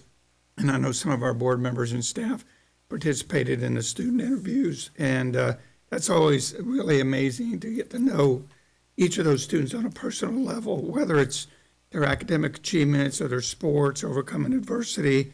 It's really truly neat experience. And so different than the scholarship night, because parents get to come with their kid, have dinner, and then go up on the stage and get their little medal and get personal interviews. So different, but still a special night for our students. I'm also looking forward to our graduations and all the upcoming events. It's going to be a fun, and we got an early graduation this time. I think 8:30 in the morning or something like that. But that's going to be fun. And for all of you that don't know, I got to give a special shout out to our board director, Chuck West. He got married last weekend, and congratulations to that. And his lovely bride is in the audience. And so it was a good time. Good time. Thanks. I'll go echoing the sentiment of this time of year. It's a whirlwind. It's exhausting, but it's also exciting. I know in our house, we've got 5th grade camps going on. We had egg drops happening. We actually, my husband was obsessed with the Near Space Balloon Launch. He's a pilot. He was actually on a trip, and he was tracking the balloon on the, positional location was being updated to a website. So I kept getting texts from him about, look where it is now. Oh, the wind is shifting. So I love that event because it has the opportunity and it excites so many people. If you've gone to that launch, they do such a great job inviting the community in, and there are so many parents, and it's like elbowing out of the way to like help with everything. It's just fantastic. We've got elementary schools going to the middle schools, the middle schools going to the high schools. It's just a lot of big moments. I'm really excited about the retirement tomorrow, and it's just got me thinking about legacies and about how much generational support we have in this community for Peninsula School District. And I think that was showcased at the scholarship night, just like you've never seen it before, where you've got, I think about my mother-in-law, Peninsula High School class of 1959, and she's got her kind of decade of alumni group that give a scholarship still, right, to this community. We have, parents that are paying it forward whose kids are still in the system now that are already giving scholarships to students. It's just amazing. And that level of commitment, right, and what the school means to their kids. But anyway, yeah, and then Thursday, 55 years at Purdy Elementary. Again, that's a really funny one because I do think, I haven't done the math, but on my husband's side of the family, there has been somebody in his extended family at Purdy ever since it's been open. It's entirely possible. We'll find out. A lot of them are going to be there. And then Saturday, the Maritime Parade. That is such a fun event because our schools are represented so well there. All the bands is just, I kind of feel like they carry the parade, frankly. They are so good. And every middle school and high school bands are there, so definitely be there for that. And of course, our OTC. So, a ton going on, and this is the time of year we all get really sentimental and appreciative of kind of the generational support and commitment to this district that we have.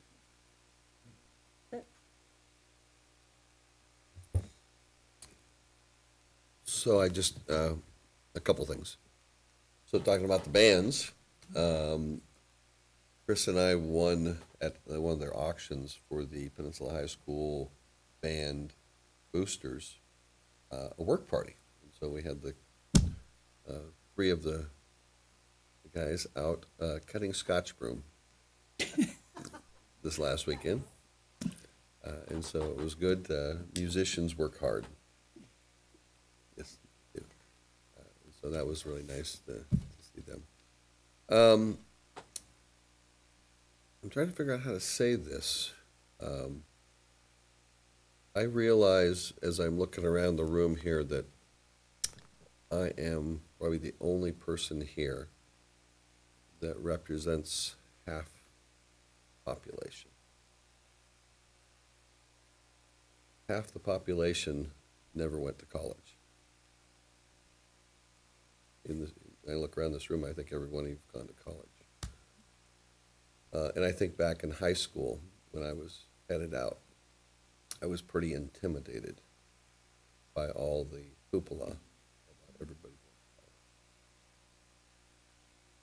So when we talk about a sense of belonging stuff for our students, I think you all need to recognize that there's a lot of students that know they're not going either through their family, economics, which was my situation, or whatever it is, they're going straight to work. And so as we move forward through this time, we need to recognize that half the students are not going to go to college. We need to embrace them also for whatever pathways they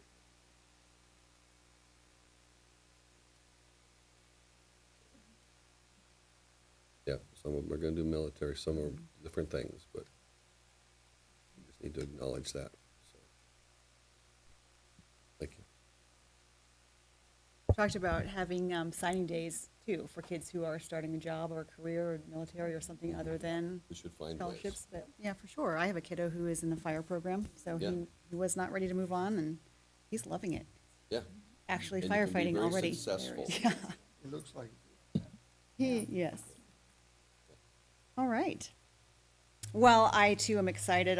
This year, it's a little bittersweet for me. This will be my first graduation, I think, in 6 years that I will not be able to attend, but I have my own 2021 Gig Harbor graduate who will be graduating from UW on the same day. So my thoughts will be with you all, but I will be celebrating at Husky Stadium with my family on both the 13th and the 14th with him, because I guess they do too, departmental and the big one.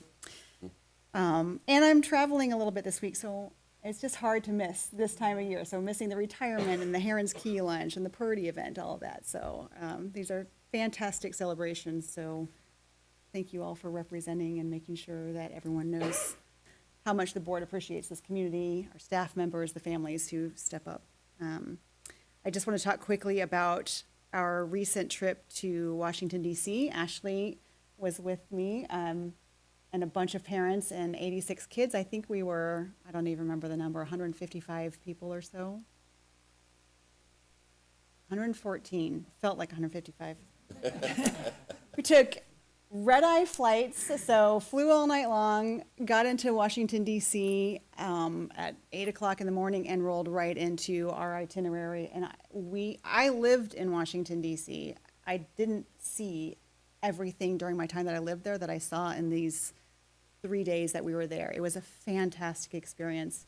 It was great for the kids. So now I'm on a mission to somehow, in the midst of all these budget cut talks, try to figure out how we get every student in our district to be able to see our nation's capital. It is a beautiful city with an amazing history, and it's just so cool to talk about what luck and what coincidence and perseverance and spirit of people that founded this nation. And our kids just were hanging on every word. We had a phenomenal tour guide. We had 2 tour guides, one phenomenal, one was not quite as engaged with the kids, but my bus was outstanding. So I can't recommend him enough. But the reason we were there is because this group of young people was selected to represent the state of Washington in the National Memorial Day Parade. So we got to attend the National Memorial Day concert the night before with some big name celebrities there. Gary Sinise was leading it, and I'm not going to get all the names right, but the lady who sung in The Greatest Showman, I forget her name, she sang. We heard from some just really wonderful military families. It was moving for all of us. And then the parade itself was surreal. The kids were walking down Constitution Avenue, and what was so cool is seeing the crowds cheering for the kids. I mean, they were showstoppers. There were, I mean, Miss America was right before them. I mean, and everyone waved, but when our kids came through and they were doing their drill routine, I mean, the place went wild for them. It was just such a cool opportunity. So in 4 years of existence, to come this far is just really cool. And I saw they were in a parade this last weekend down in Vancouver, I think, in Portland, because, well, one of the schools in Vancouver is looking to start an ROTC unit, and we're already being held up as the example in how to help other groups create what we've created. So it was fantastic. We were exhausted. I don't think we've caught up on sleep yet, but it's the leadership in that program is outstanding. Truly, truly a gift in the school district. So enough about that, and I think we'll just end it there. So our next meeting will be here at Swiftwater Elementary on June 17th at 6 o'clock p.m. And at 9:08, we are adjourned.